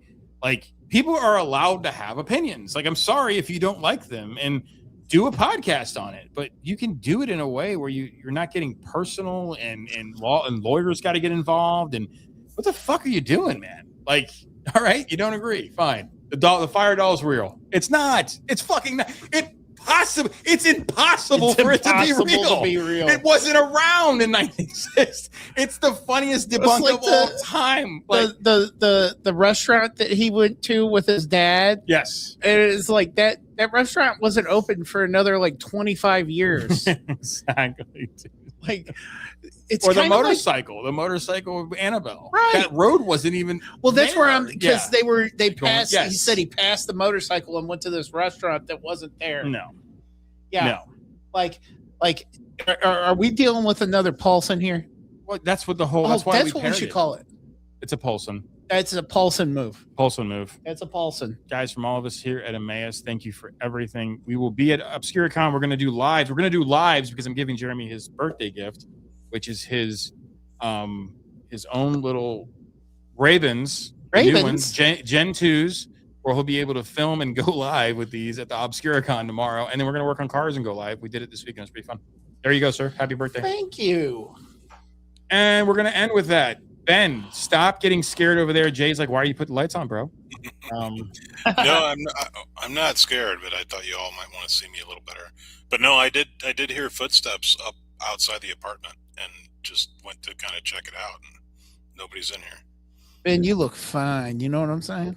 Good. Dude, you got to be with this guy in the same room. Oof, God. Good luck, Ben. Good luck, weirdo.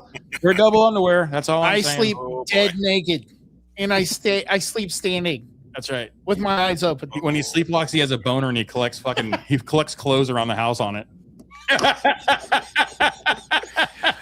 That move's called the clothes rack. Me and Jeremiah concepted that today. You got to stop eating those blue pills, buddy. Exactly. Dude, I'll eat any pills. You know what I'm saying?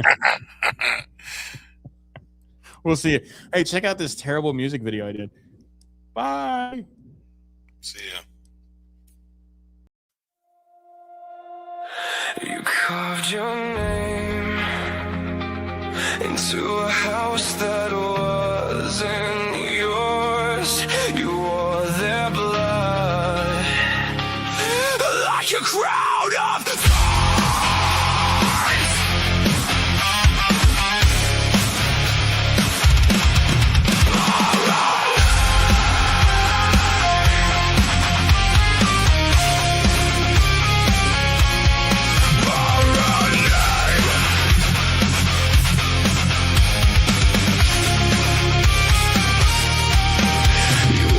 Dressed like history, with stolen ghosts behind your eyes, a silver